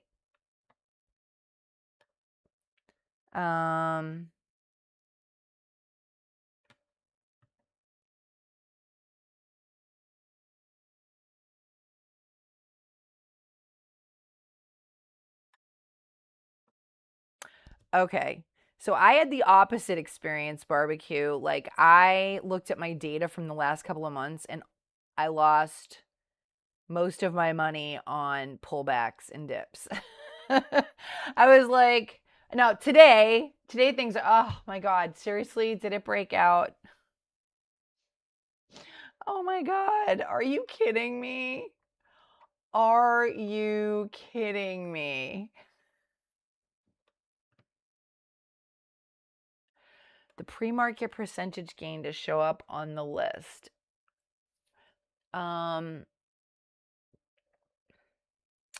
So my day trading watch list is just right here. I just, how did you get that pre-market percentage gain to show up on the list? Pre-market percentage gain. Do you mean right here? This column right here? 3T? Right here, it's a column on the watch list. So I click customize. This is on Thinkorswim, by the way. And here you have all the potential options. And so I just picked mark percent change. That's the column that I selected. These are all standard columns, and this is one that I created with ThinkScript. So you can also create columns with ThinkScript. Yep, so it's mark percent change, and it's just one of the standard ones you can select. This one here, all of these are standard except for relative volume that I created from a custom one. So you can do a custom one with ThinkScript. And yep, mark percent change is just, that's what I used. And that's how it comes up with that. And I like this because I can kind of sort by the percentage change, which I really like. Oh my God, I can't believe I missed the move on OCC. This has happened to me twice today now where I get in at the wrong time.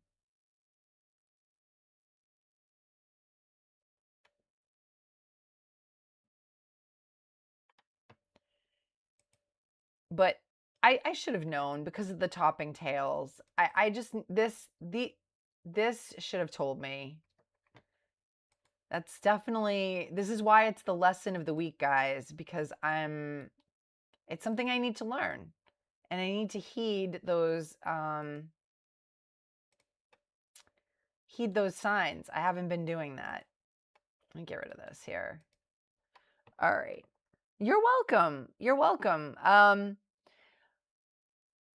I'm not an expert on Thinkorswim, but I've been using it for a year, so now I kind of have an idea of. Ooh, good job, Flip Flop. 36-cent gain. That's great.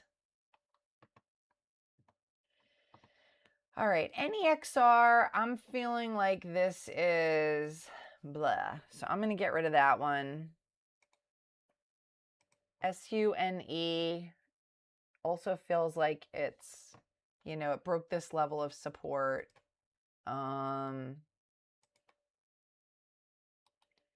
So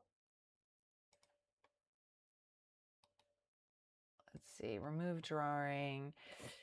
OCC is driving higher. I can't believe this. I really missed the boat on that one. So I'll wait for another break of resistance. I'm not going to jump in unless it has another break of resistance. But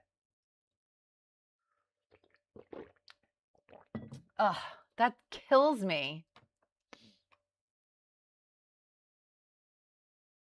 I know. But the thing is that I can see it, but the numbers don't support it. So, like, you know, I got to go with what my data was telling me. I lost so much money on pullbacks. Oh my God. Oh my God. So, I'm not saying anything bad about pullbacks. It's just I got to go to, what the data was telling me, you know.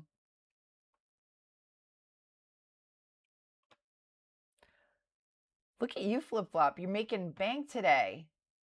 All right. So, I'm going to look at the list. I don't really see much else going on, but we'll see if I would wait for another break of high of day and try to get in. I'm going to wait. I'm going to be patient. I'm going to look at my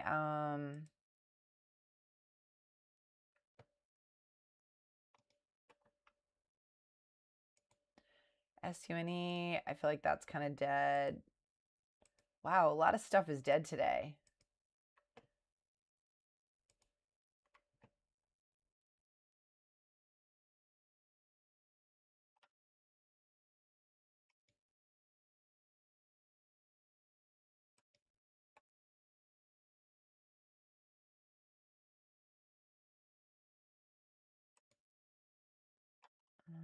Let's see. Yeah.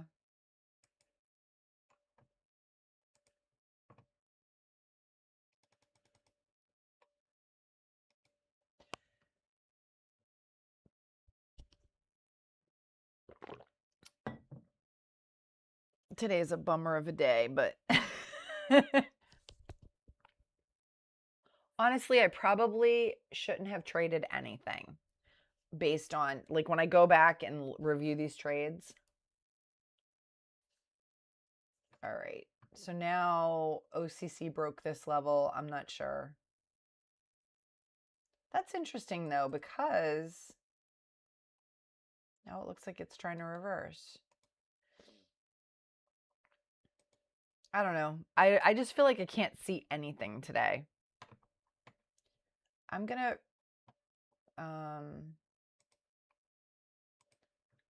transfer my trades.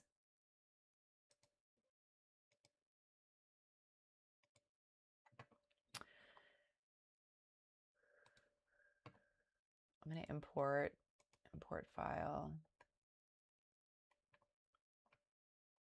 Me.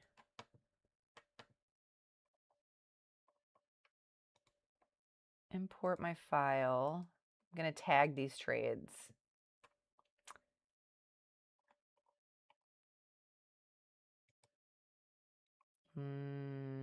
Let's see.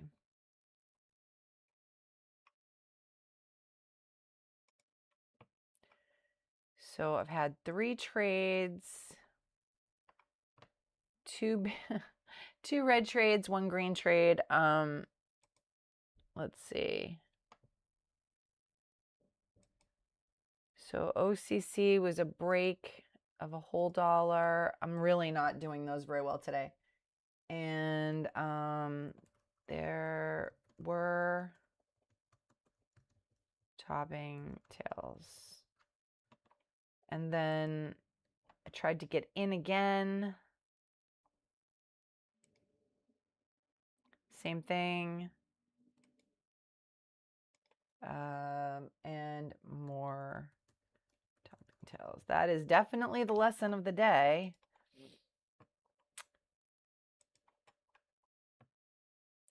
Hey, Lewis. I trade small caps, usually small cap momentum stocks right now.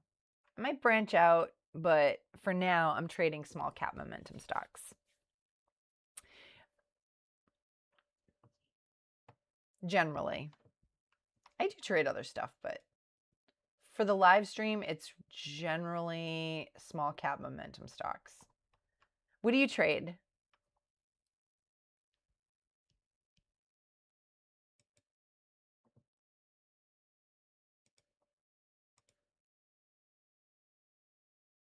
I'm always curious about what you guys do because I feel like it's live streaming is such a one-sided conversation. That's why I'm always like, I'm really involved in the chat because um, live streaming is so one-sided and I want to hear what you guys are doing. I like to hear what you guys are up to. Okay, so AIM is breaking out.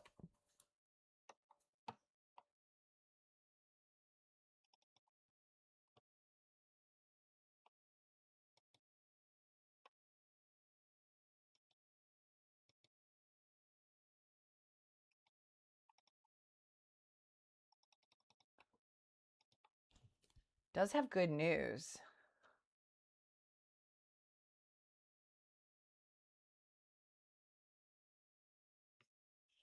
It does have good news. Positive phase 2 Durapank update. That's great.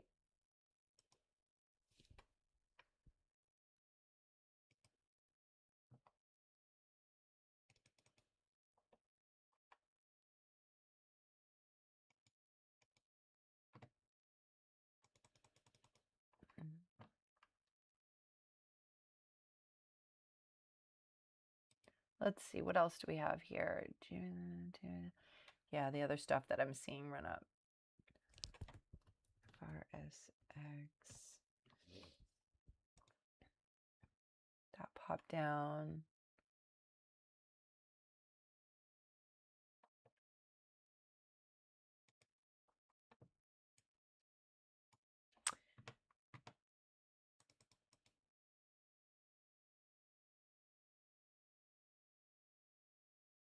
So this makes more sense for a support and resistance.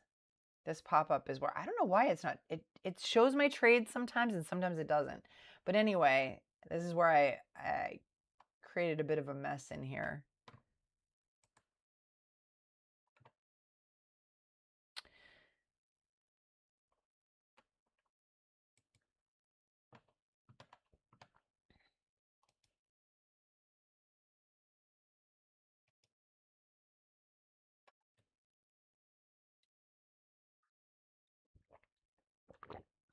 One thing I really like about being home and trading is that I have my tea.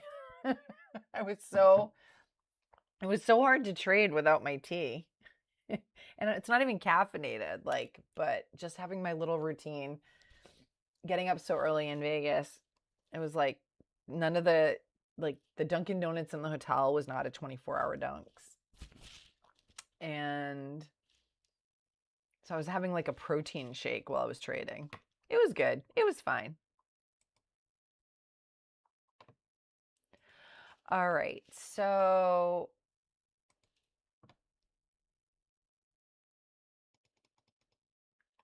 I've reduced my share size because I am just don't feel on my game for whatever reason. And I've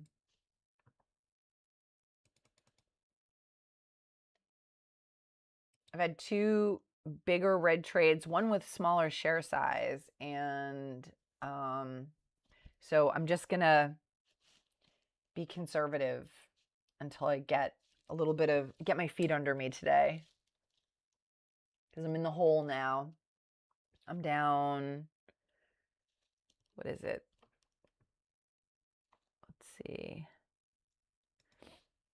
I'm down $63. So I'm gonna, play it conservative. Try to recover some of that. FRSX is trying to climb up. Maybe I'll have better luck when the market opens. I'm wondering if with the PDT rule change, good morning, Aligos. I would have thought that there would be more volume in the market, but maybe those people are waiting for the market to open. I don't know. Maybe they're scared off by the bad market news. I would be.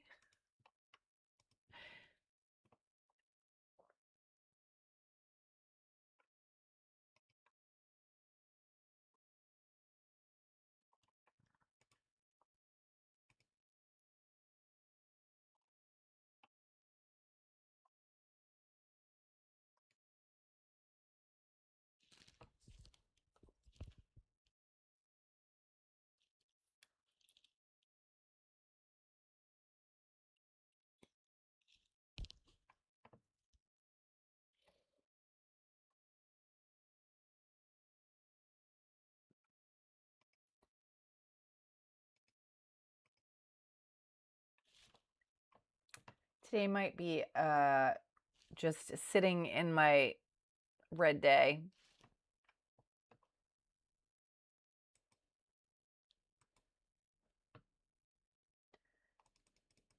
That's the thing in a rough market, right? Sometimes you just end up sitting in your red day.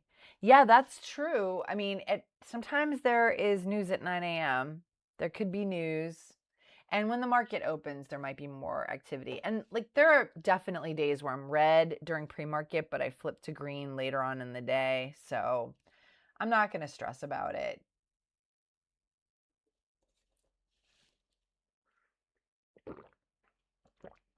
It's like I'm still learning. It is what it is. But my focus this week, guys, for those of you who are new to my channel, because I see we have quite a few people on today for my live stream, I have a weekly goal every week. Okay. I have a weekly goal that I post over on Substack. And my weekly goal this week is candlestick lengths and shapes, because I stink at identifying candlestick shapes. And I think I lost some big trades last week because of that. So I always try to pick the thing that I think is costing me money. Oh, okay, Scooter. So there are more brokers that haven't switched. Like today, Charles Schwab switched. So now I'm using a margin account instead of a cash account. So I was able to reduce my account size because I'm only trading with max 100 shares right now. Like right now, I just reduced my shares to 25. I don't really need that much money in my account anymore, you know? Okay.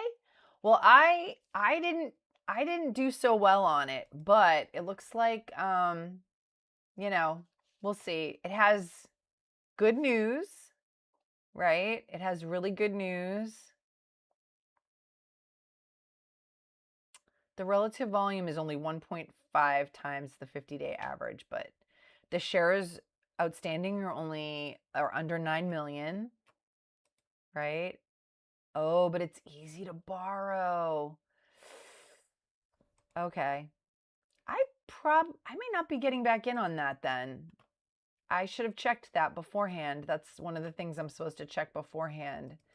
Easy to borrow. It doesn't mean I won't trade it, but that means that explains the topping tails.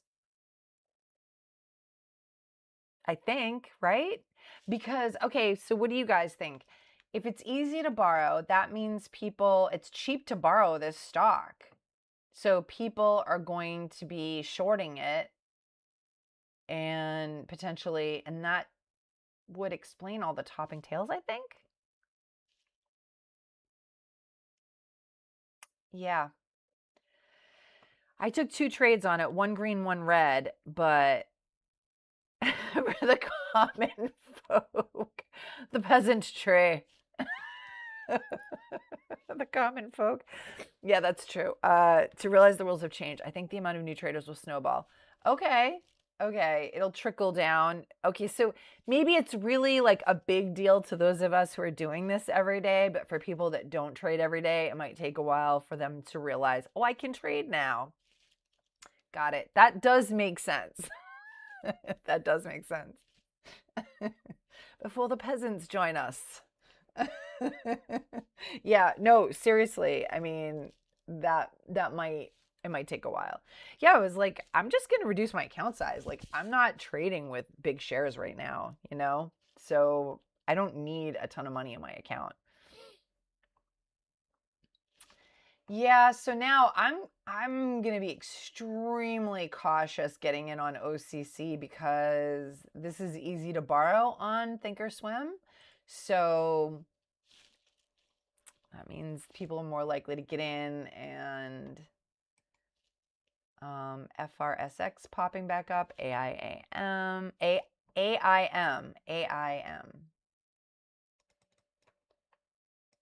I should have checked that. I usually do check that before I trade. I don't know why I didn't. See, like Josh Weiskin said, if we could just avoid, only not make a mistake again. This SEC. Oh, what was that? What was that little note that just popped up? I didn't even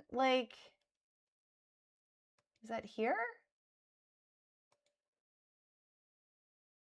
a little note popped up. I didn't even have a chance to read it.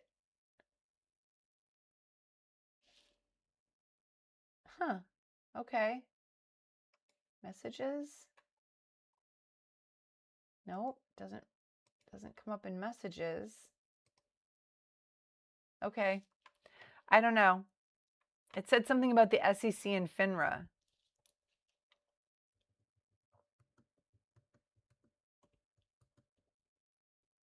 I wonder if it popped up on my email.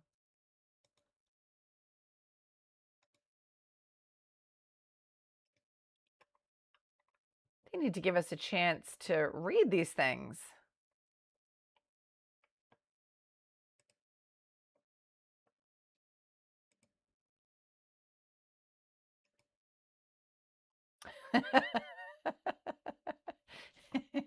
FRSX. It is trying. It is trying. Okay. So if it pops up above 340, you're going to short? Awesome.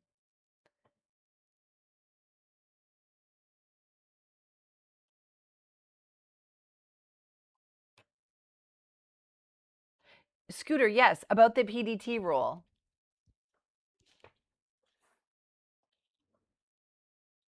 Oh, yeah, I think that's what it was, right? The notice? I couldn't, it happened so quickly. I'm like, it said something about the SEC and FINRA. So I'm like, hello?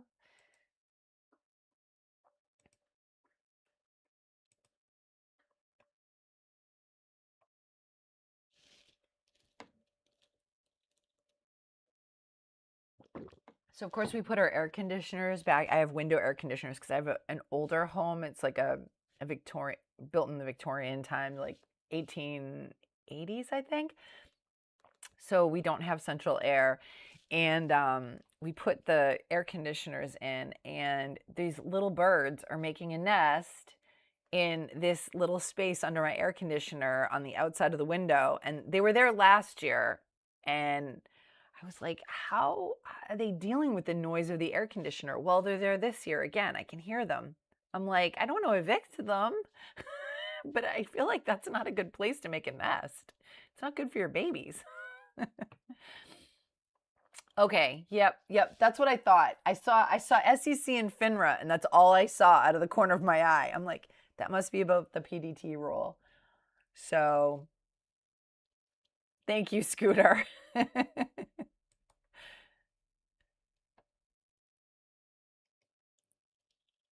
Hopefully it'll pick up at the market open, because otherwise I'm not going to freak out about it, but I might have to sit on a red day. Boo. But I'm not going to just trade anything out of desperation, or I'm not going to revenge trade. That never works out. As much as I've tried it. Funny how revenge trading doesn't work. It never works.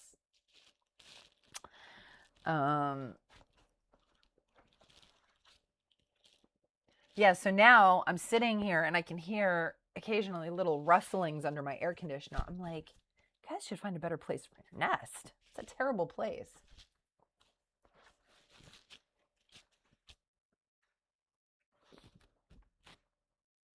All right.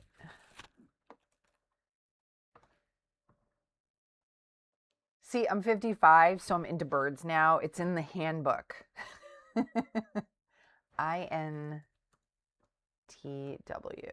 When you turn 50, I started getting into birds a couple of years ago. It's crazy. All right. ZCMD. Let's see. A couple of things are popping up. All right. INTW, way out of my price range. This is a ETF, but I'm going to take that off because it's way out of my price range. ZCMD.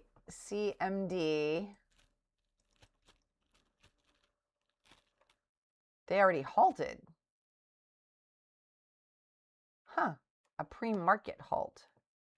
Interesting. LINT, Lint. Again, way out of my price range. All right, so I'll take that off.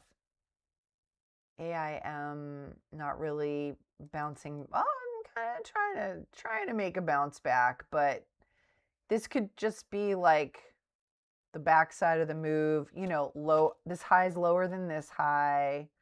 Will this high be lower than this high? This could be resistance. And the volume's low now. See here. The volume was increasing as the price was decreasing. That's not great. Oh, oh, okay. I'm like, they only kept it up there for like a half a second. All right. Ooh, I'll definitely listen to that later. Oh, okay, cool. Wow, you're already like killing it on Substack. That's awesome. I know you can do podcasts and stuff over there. There's a lot of tools you can use over there. I mean, I love Substack. Because I'm also an author and I have a separate Substack for my author stuff, but it's been very helpful to write on Substack about my trading, and it's another way to connect with people that trade over there. So I'll definitely check it out, Flip Flop. I'm gonna write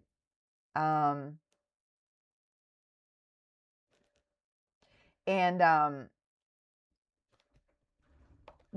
what's been very helpful is writing about my trading is like a way to journal a little bit more in depth. So I do track my trades on TradesViz now. I used to do it on TraderView, but the price was a little bit prohibitive since I'm not consistently profitable.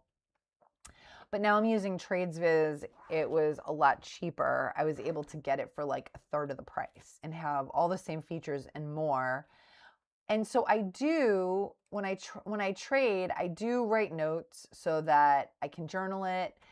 But writing over on Substack has helped me so much because I choose a weekly goal, something to work on, and it kind of focuses my learning and forces me to articulate what I'm trying to do. And I feel like it's pushed my learning forward a lot faster. I am a bit of a slow learner. I will admit that I'm a slow learner. And so I do try to find ways to kind of trick myself into learning, and to increase the speed at which I learn. And this is one way. So yeah. So guys, check out Flip Flop. Put your Substack handle in the chat so people can check you out. I know you said it's like Flip Flop and then a number. So put that in the chat so people if they want to check out your Substack, they can do that.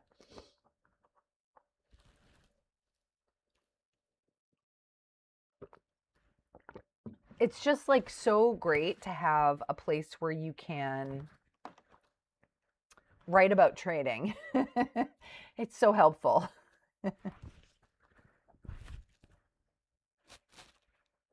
Okay. Yep. Yeah, that's the thing. They have the podcast feature.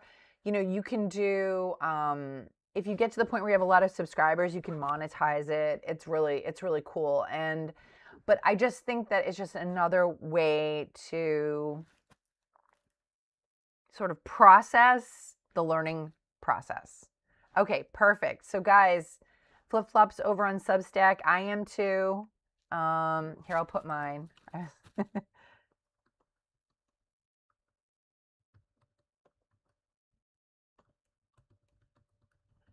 Yep. So, yeah. But Substack is great. So for those of you who are really into trading, there's a lot of great publications over there about all different types of trading, whatever you're into: precious metals, futures, market analysis, economics, long-term investing. I love the Substack format. But like I said, it's helped me so much because every week I select something that I feel like I need to work on. So I try to figure out like what's the bottleneck. And last week I really messed up a trade on CMND because I just didn't heed the information that the candle shapes were telling me and the candle length. So this week SUNE is popping back up. Is it doing something again? Not really. So what I do is I look at over the weekend, I look at my trading from the last week and I say, okay, what was the biggest problem that I had or the biggest thing that I need to work on?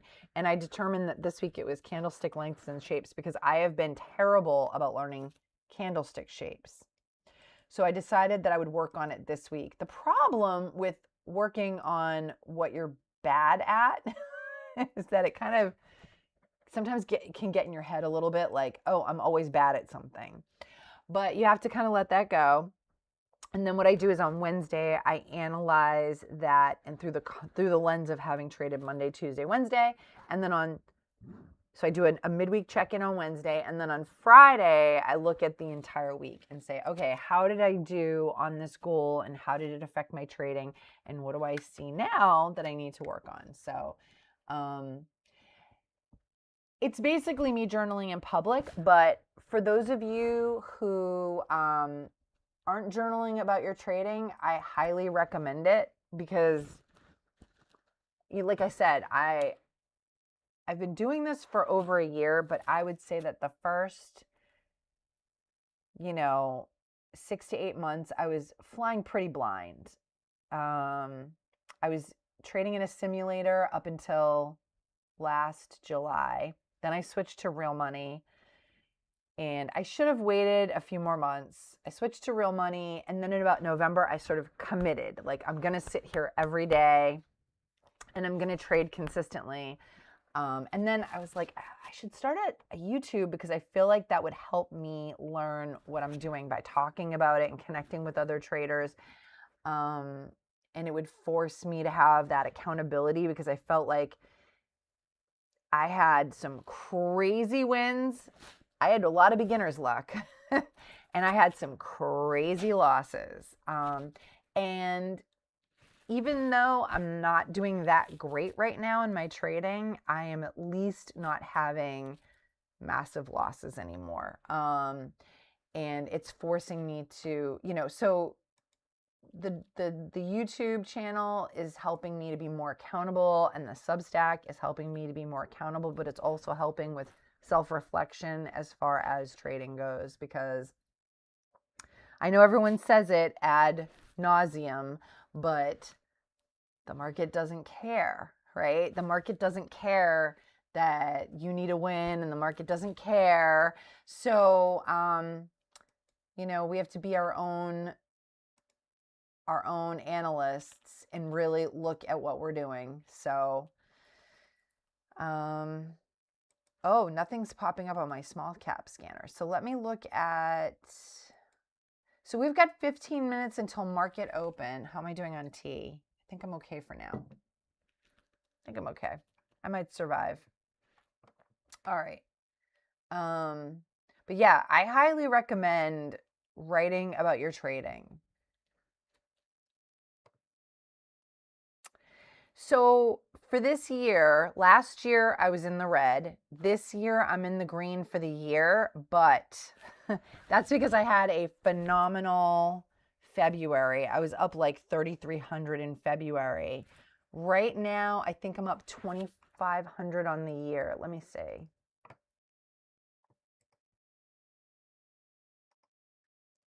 So right now for the year, I'm up 2441. And that is all because of February. I think I had a small green month in January. February, I did phenomenal. March, April, May were pretty abysmal. Let's see. So yeah, I'm up for the year, but I'm just kind of in a rough streak. My losses are bigger than my gains, so we'll see. Yeah. February was good. I had a lot of, February was good. I was moving along at a clip. Um, I was doing much better before I started the YouTube channel. I started the YouTube channel in March, and then everything just kind of went. Um, so yeah, I had a great February, but yeah, I don't know. But the thing is, to be completely honest, like I think I know more what I'm doing now. I think that if I hadn't started the YouTube channel, I would have had a worse March, April, May. Okay, I think my losses would have been a lot bigger. And I think I would have been break even or red on the year. So, although it feels like the YouTube channel killed my P&L, I don't think it did. I think honestly, it kept me from making bigger mistakes. Yeah, February was great. Like I did great. January, I think was a small green month. I'm not sure, but that's my P&L for the year. Last year, I was red. I had a lot of beginner's luck, but I also had a lot of bad losses. So yeah. But like I said, I've been going through a real rough patch. However, the market itself has been really rough. And a lot of traders have, if I follow Ross Cameron, of course, and he's had some rough times the last couple of months. So I think that my losses would have been a lot bigger if I hadn't started the YouTube channel and hadn't started really forcing myself to analyze my trades and face my trading demons. So yeah, I'm green on the year, but hey, the upside is I don't have to pay taxes for last month because I'm in the red. Let's see, what was my P&L last month? Last month was red, I'm pretty sure. Yeah, I was down $273 last month. So, hey, I already paid like taxes for the first quarter. So I'm way ahead on my taxes at this point because I had a red month last month, 273 last month. So, and this month I'm down 121 already. So I'm just going through a real rough patch. But I am green on the year still, so there is hope.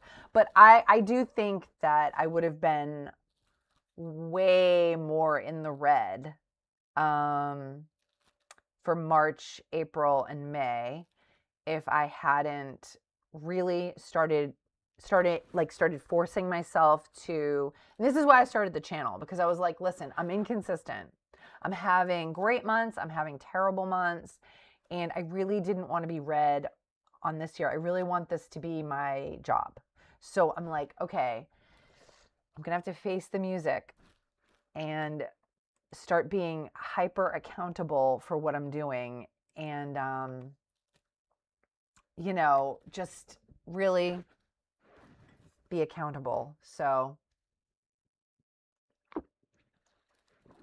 the thing is, I'm very hard on myself. I'm very competitive with myself. I'm a little bit competitive with other people. I'll be honest, but I'm very competitive with myself. Like I want to constantly be beating myself at my own game. And it's so frustrating that March, April, and May were a mess. And that really, upsets me. So I am really determined to just keep improving. But I do think that my losses would have been a lot bigger. I used to just suffer alone while I was trading, and it was rough, you know. My boyfriend trades, so we talk about it every day, but my I really don't have none of my girlfriends trade. Yeah, I am working my butt off flip flop. I'm working my butt off. But that's how I am. I don't commit to anything. I might test something out. Like last year, I would say from February to July, I was investigating the whole thing because all my investing experience prior to this was fundamental analysis based. I feel like eventually it'll turn the corner, right? Um, and then from July is when I started trading with real money. And July is when I said, okay, this is something that I really want to learn more about. But I was only trading the market open for like an hour a day. And then in November, then I started investigating the pre-market. And then in November, I started committing to sitting here. I'm usually trading about 4 hours a day. I do 7 to 10. And then sometimes I trade from 10 to 11. And then sometimes I trade from 3 to 5. So usually about 4 hours a day, I'm trading. And once I sat down and decided, okay, I'm going to commit to this, I realized pretty quickly that I needed to go a lot deeper into the analysis side of it and really face what it was telling me. Now, I don't know if any of you use TradesViz. I'm new to TradesViz, but it has so many features, cool features that I'm still trying to explore. It has this thing called best exit and then a multi-time frame exit analysis. And I don't even understand what a delayed chart is yet, but it has all of these things that I can explore. And I'm hoping that some of these tools will be useful in helping me analyze what I am doing. So, but flip-flop, I am a slow learner, and I generally have learned at this stage in my life that I have to give myself time to learn. You know, I'm not someone that comes out of the gate quickly. It takes me time to learn things, but once I learn them, I usually understand it really, really well. So hopefully, like you said, at some point it will all click. When I think about other things in my life that I've been successful at, it's always taken me a while to get to that point. All right, so look at this. OCC is trying to make a climb back for high of day, but I'm cautious on this one because of easy to borrow. I don't want to, I already kind of got caught with this one. So same thing with SU and E. I have 2 red trades today. One with SUNE and one with OCC. So, all right, let's see so that's my drama. All right, so, but I do recommend, please, please, please analyze your trades. Please, it stinks sometimes, but that's where we got to learn. I discovered the on-demand feature on Thinkorswim. They have this feature up here. If you click on demand, you can put in a date. So like I could put in Friday. It won't work for today. It'll work for like the day before. I can put in Friday at say 9:34, and then I can select a stock and it will run it, and then I can trade that stock on that day and time. It's pretty cool. It's a pretty cool feature. So I was able to yesterday go back and retrade some of my trades from Friday. I was able to go back and look at like my worst trades from last week, my 3 worst trades, and I retraded them yesterday on the on-demand feature. And I was like, oh, it really helped me understand what I did wrong. So tomorrow, my plan is to retrade at least my worst trade from today. That's my plan. So I don't know, I don't know what's going on here, but I'm going to get that off my list. It's a penny stock. It had a pre-market halt. SUNE, not really doing much. OCC, trying to go back for high of day. FRSX. This isn't really clean price action. Take that off. AIM. This looks like the back side of the move.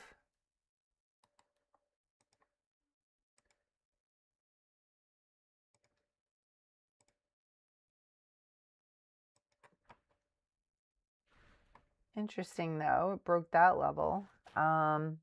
Okay. So guys, we've got 5 minutes until the market opens. Something could pop up good. I'm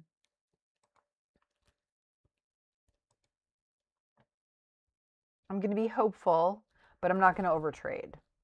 If I have to sit with my losses today, then I have to sit with my losses. And like, I guess that's part of maturity, right?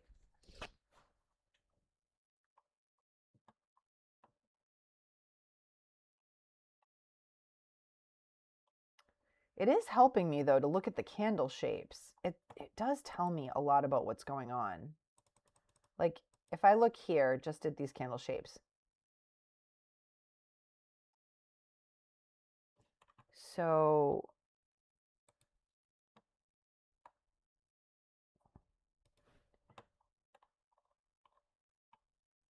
what is the dominant candle of this session? If the biggest candle is bearish, the burden of proof is on the bulls. Okay, yes.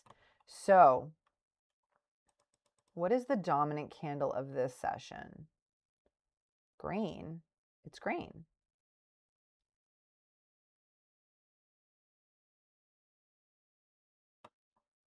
Just going through my questions here. What is the current candle's body to wick ratio telling me? The current candle's body to wick ratio. Well, it's a tiny candle. I'm going to take this off because I'm probably not trading OCC again. The body to wick ratio. Well, now it's about 50-50.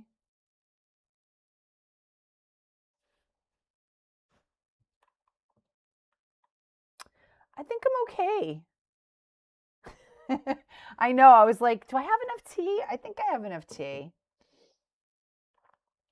Thank you for checking, though. Yeah, that's the other thing, too, is looking at the volume, which is, of course, something that,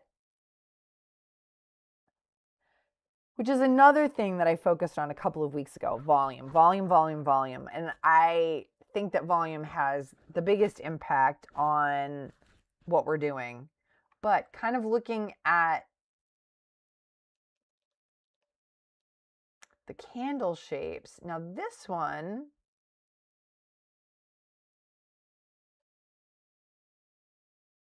it's like mostly candle and very little wick. Mostly candle, very little wick. Like this one is almost all candle and very little wick. This one has like 40% wick and only 60% candle.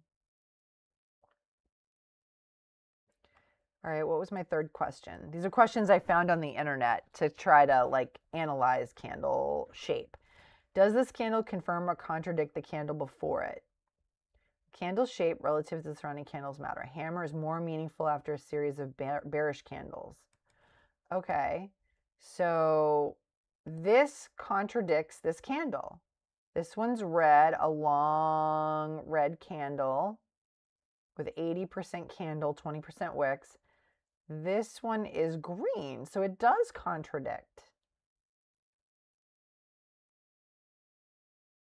the previous candle. You know, that I wouldn't be able to speak to that, Stargazer, because I feel like swing trading, and you can tell me if I'm wrong here, but I don't really swing trade, but I feel like that relies more on fundamental analysis, and I'd have to look at the charts a little bit differently, right? And I think I'd have to look at the market as a whole in a larger way. Oh, market's open, guys. Good luck. But yes, I do think that that requires, I think, a different level of analysis. I feel like swing trading is harder for that reason because you have to look at both technical and fundamental analysis. And that requires more time and information. But you guys can tell, those of you who swing trade can correct me on that.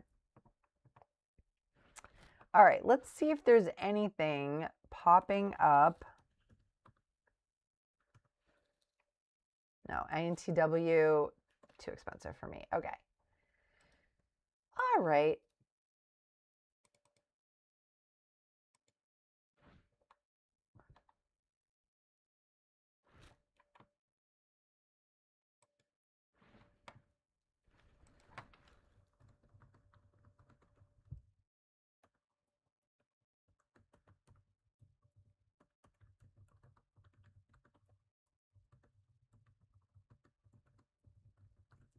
All right.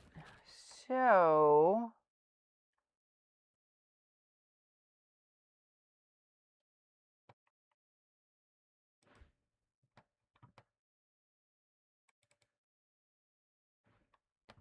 SUNE is slowly grinding up.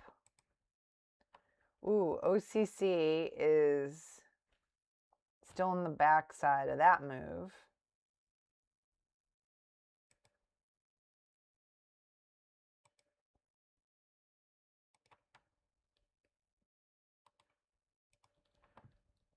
SUNE trending down. AIM.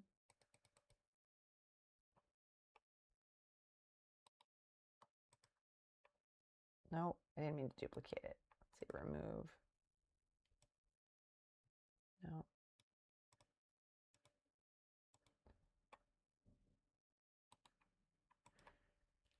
So let's see.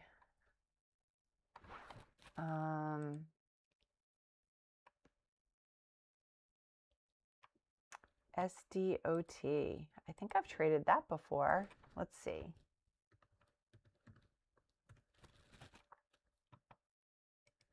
It's FEMY. HUBC.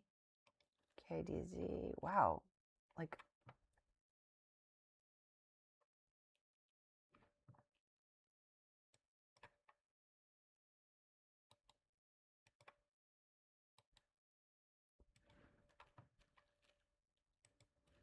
CDLX.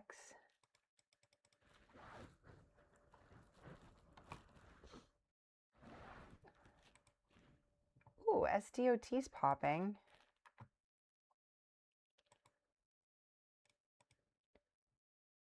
No news though. Low total volume. It still hasn't reached like 500,000, so it still has low total volume.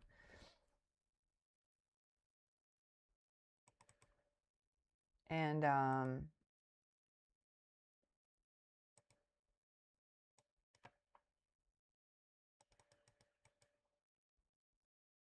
high price, so I would keep my share size low. Is LASC popping up again? Oh yeah, I see it. Okay.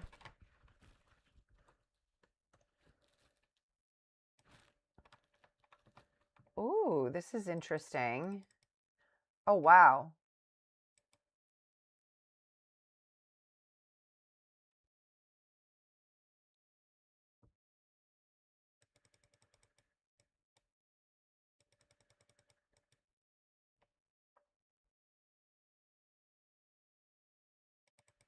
Let me see what.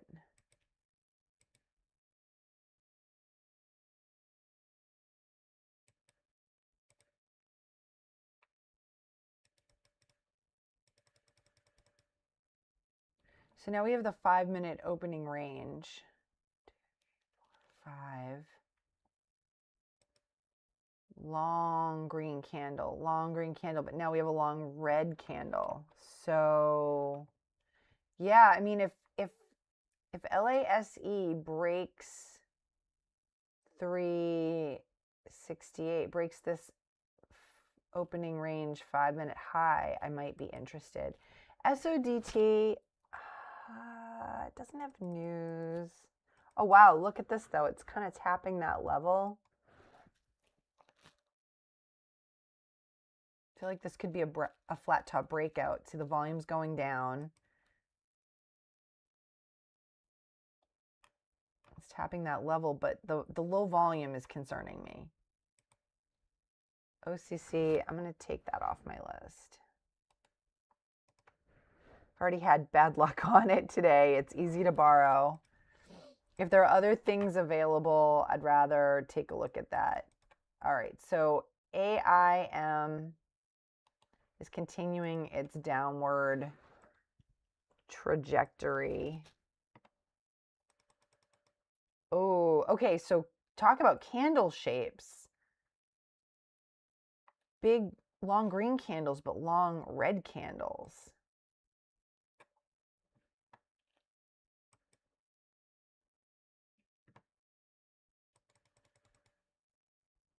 Same thing with LASE.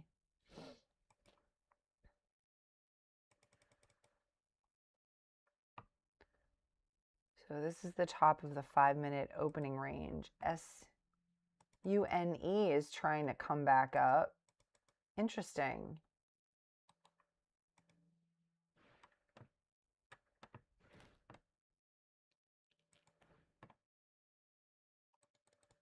Let's see, what else is FEMY, HB, let's see. Let me see what else is popping up.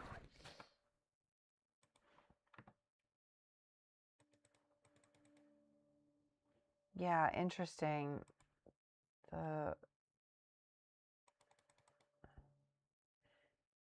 This is one of those, what's it called again? Whoops, wrong thing here. This is one of those Marubozu. No wicks. Long topping tail. This one has only a tiny wick at the top. I thought this would be like a flat top breakout, but I guess I was wrong.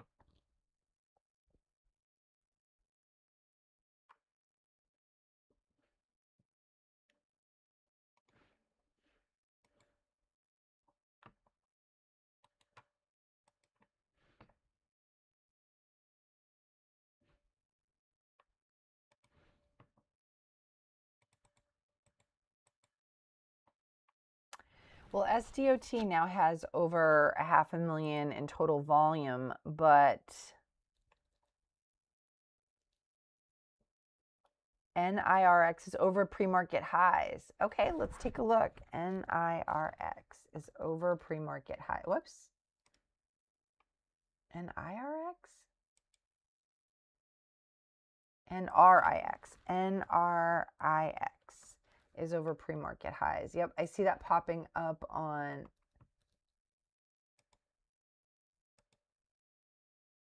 I see the pre-market high at 25. So, or are you looking for it to go over pre-market highs?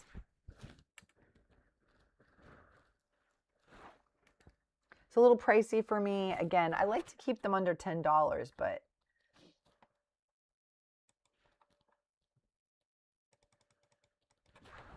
wow, things are weird today. Weird market today. I'm not seeing anything good. Let's see.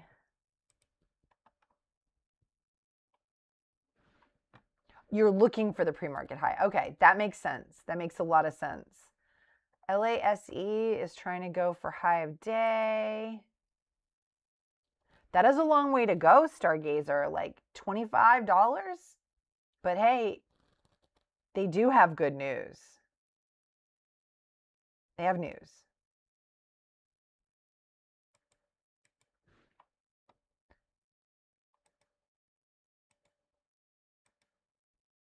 SUNE grinding. I'm going to take that off my list.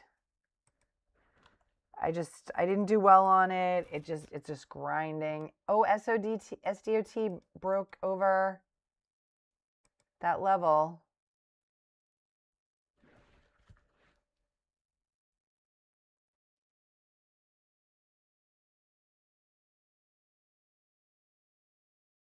Hesitating at 21, but there's green on the tape. Green, green, green, green, green on the tape. Lots of green at 21, 1821, lots of green, and it halted. That's why it didn't move. All right. I was like, should I get in? Because I missed the move. Yeah, it's just like kind of dead today. I might have to sit with my red day, but again, maybe I'll flip green later. I don't know. That's happened to me. Okay, so SDOT just that froze, so I'll look to get back on that. LASE. Ooh, look at this.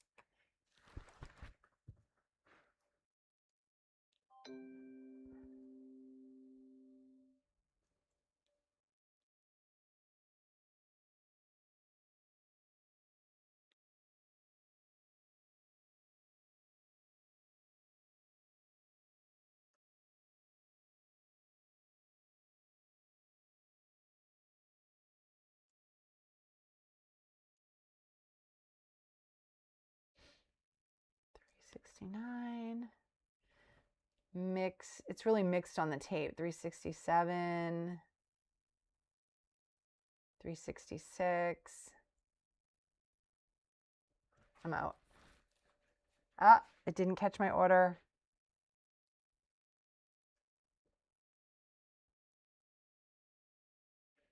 And then it kind of popped up a little bit.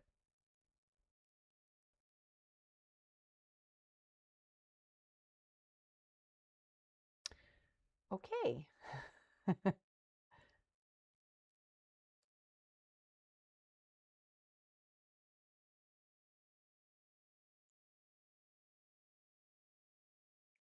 hitting resistance at 369, 360, 369.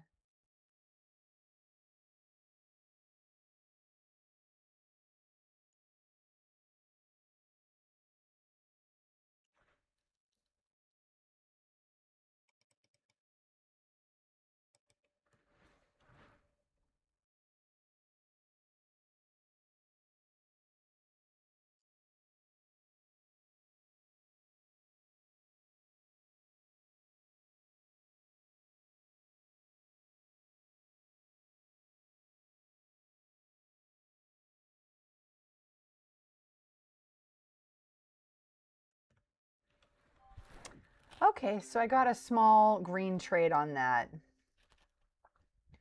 So that was, I'm going to call that a flat top breakout on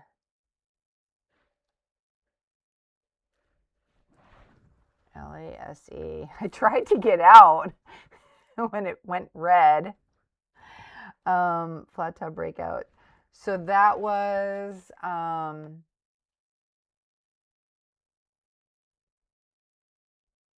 a very small green trade on that one. Yeah, SDOT is, let's see.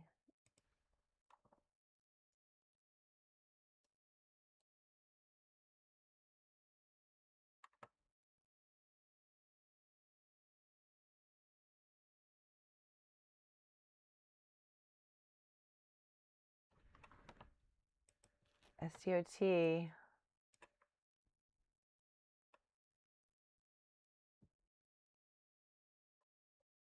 is halted. I'm curious what'll happen when it opens back up. LASC kept going, but okay, if I look at my candlestick patterns here, this long one is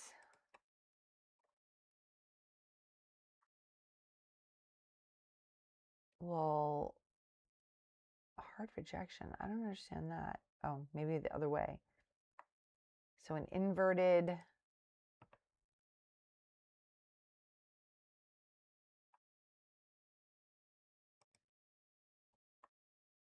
Is this a shooting? Is this big enough to be a shooting star? So now we have high of day here. Okay, so I got a green trade. So I'm going to increase my share size to 50. And we'll see how that goes. SDOT might be moving again. There we go.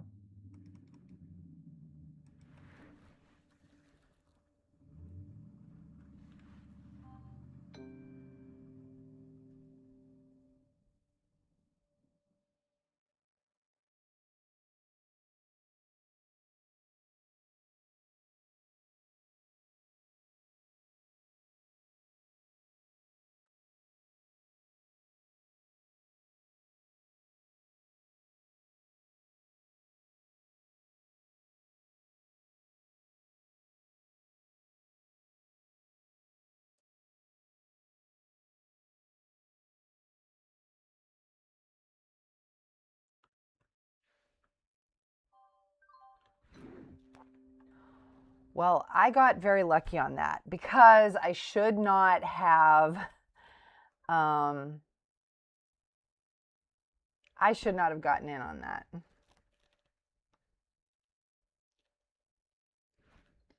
And I don't know why my trades are not showing on the,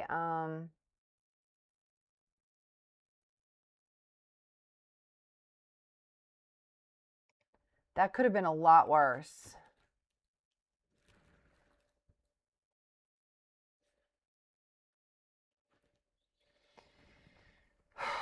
The topping tails thing, I'm noticing it like after I get into the trade. I don't know why I'm noticing it. I get into the trade and then I say, oh, look, it has topping tails. I'm supposed to be noticing that before I get into the trade. Ugh. Okay.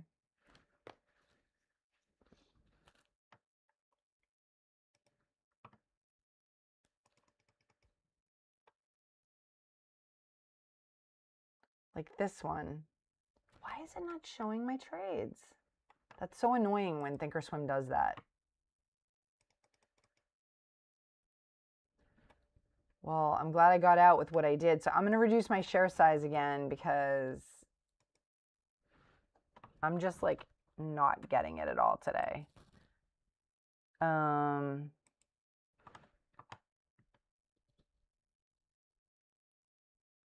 Yeah, I'm getting into the trades and then I'm saying, oh, look, there are topping tails.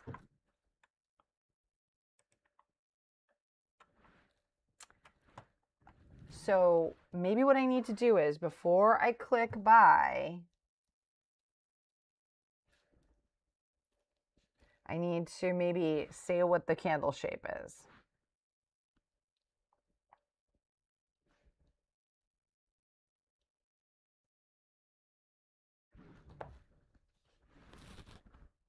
All right.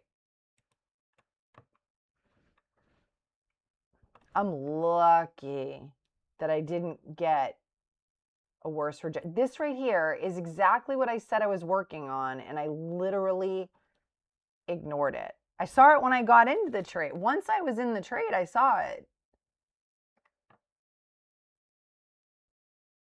I wish I could, let's see, what price did I get in? I got in at 1906. So actually, maybe I did see the candle moving up and then it rejected. So I'm not really sure. But I noticed it after I got into the trade. I'm like, oh, topping tail.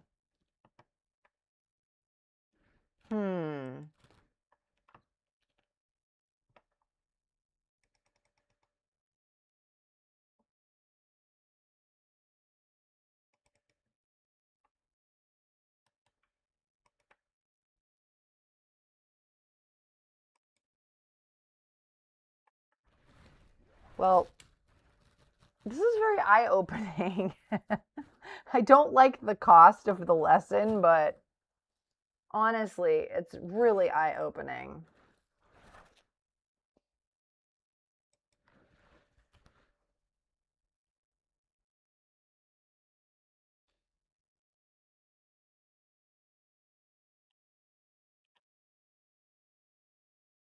That's interesting. It's hovering right around this high of day, but the volume candle isn't really moving with it.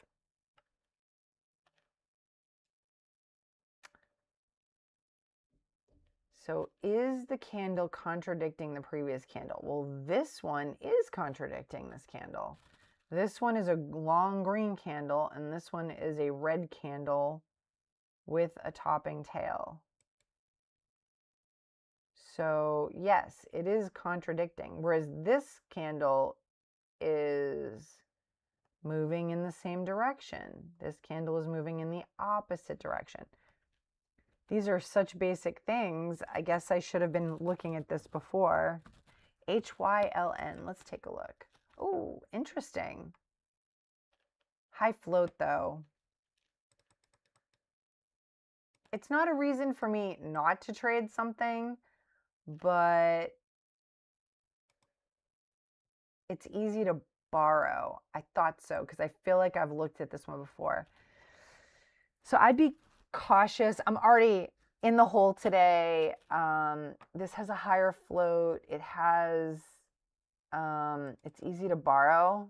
So I'm just, and it looks really extended. I'm thinking at some point this is going to get turned around. Wow, that looks interesting on the daily chart though.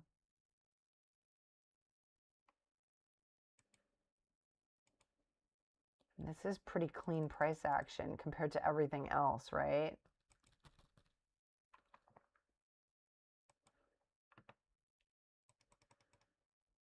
Oh my goodness, look at that candle.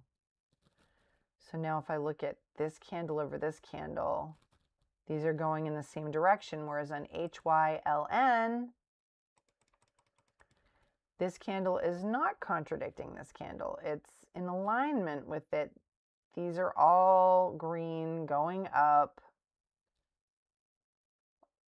The volume hasn't quite hit yet, but now this candle is contradicting this candle. And also this is like more extended. I'm just concerned it's going to turn around on me. But this looks good. They don't have news, but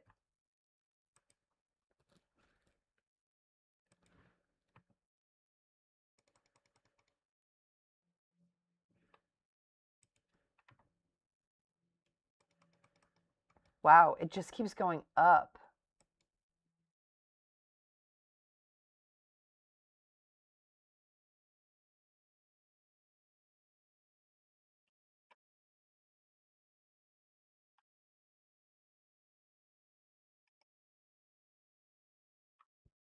Okay, so this one,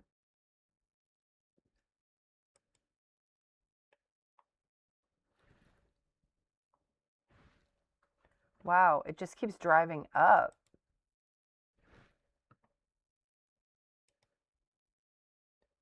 On not a lot of volume, but the volume's going up quickly.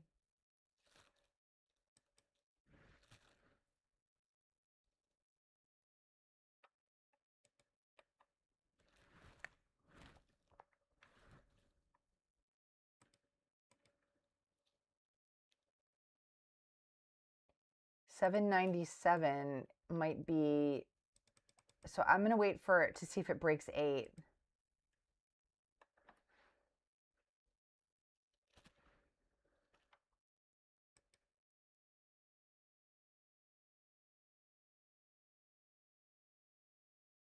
So now it's a series of longer green candles. Oh, okay. So over here on the daily chart, 797 is the high.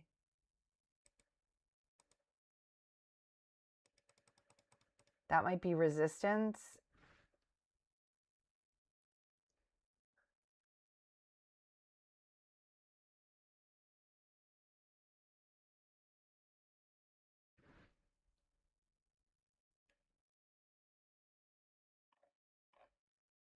Interesting.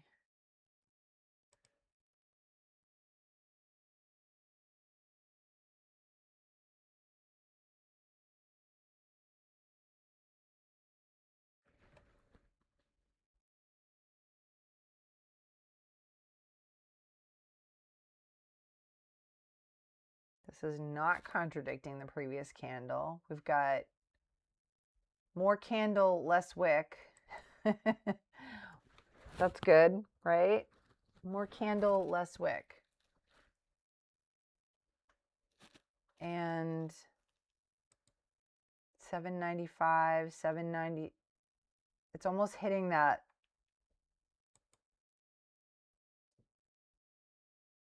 resistance from Friday.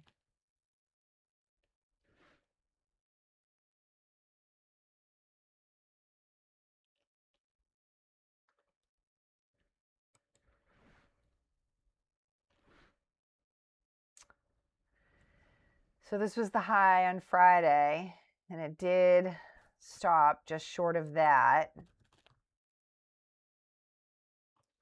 So this candle is contradicting this candle, and now we have, I would say the wick is like 25% and the candle is like 75%.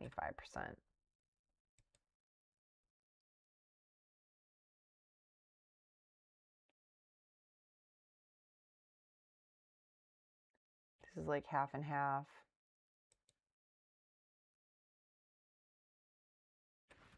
Interesting. FRSX is popping up.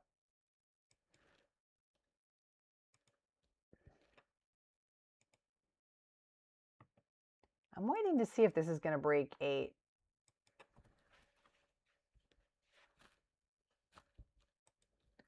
Ugh, SDOT really made me upset there. Okay, so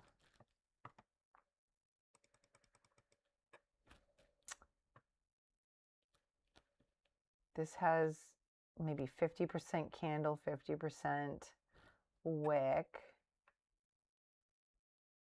What were my other questions? What is the dominant candle of the session? What is the dominant candle of the session? Right here, green. Okay. Does it really matter? Well, I guess that matters, right? Is it a green candle or a red candle?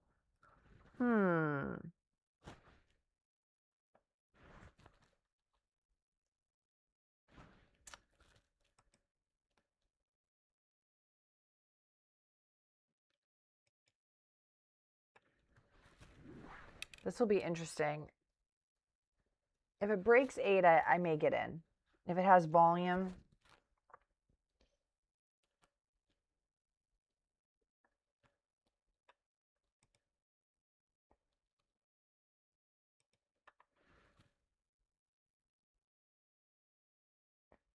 Oh, you guys are finding all kinds of opportunities. FRSX, QBTS. Ooh, 19 cents a share. Good job, Aligos. CBRG. You guys are finding all kinds of opportunities. All right, so this one, the trend is down. LASE. Gonna get rid of this. That's starting to look real choppy.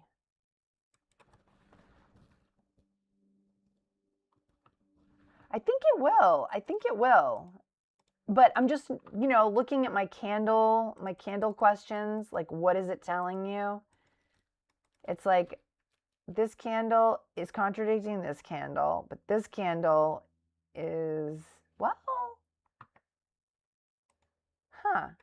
this one has a bottom tail, this one has a top tail, then this one's another red candle. Now this candle is contradicting this one. Rough morning out there. I know. Today is a really rough morning, but you guys are finding opportunities. I love it. I see a lot of APPS. A lot of you are seeing lots of stuff, lots of opportunities. So is this candle contradicting this candle? Well, it's green, but this bottom tail might have signaled a reversal, but now this is a topping tail. So I don't think it's really contradicting it. Feels like it's still saying we're going down. Oh, but this candle is contradicting this candle because this one has a topping tail and this one has a bottoming tail. I know I'm over focusing on this, but I'm really trying to dial in on this to learn more. All right, now we have some upward motion.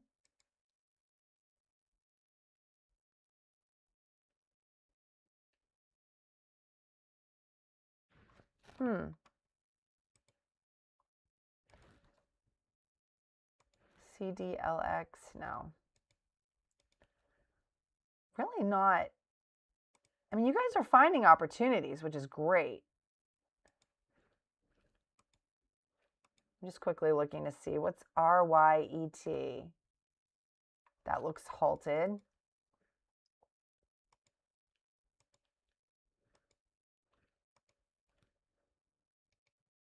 $7.80.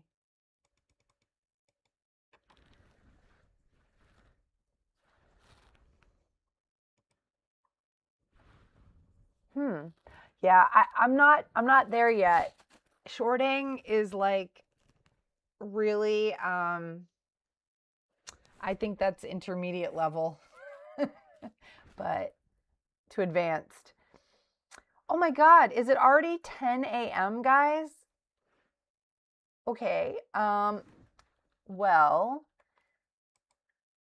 I think I'm going to call it so that I can get to my other commitments for the day. Might keep my eye on the market for a while, but unfortunately, I'm red on the day. Oh my God. But I think this was a rough morning. I'm glad my losses aren't bigger, to be honest. Yeah. All right, guys, I will see you tomorrow. I will do my recap later. Would you say shorting is scary? But you haven't, hey, I think pre-market is a good time to do that. 7 a.m. here. Oh yeah, that's right. You're in the desert. I was getting up and trading every morning. I was getting up at 3:15, Aligos, when I was out in Nevada last week. That, I gotta hand it to you. You are a trooper. And we were going to bed early by Vegas standards.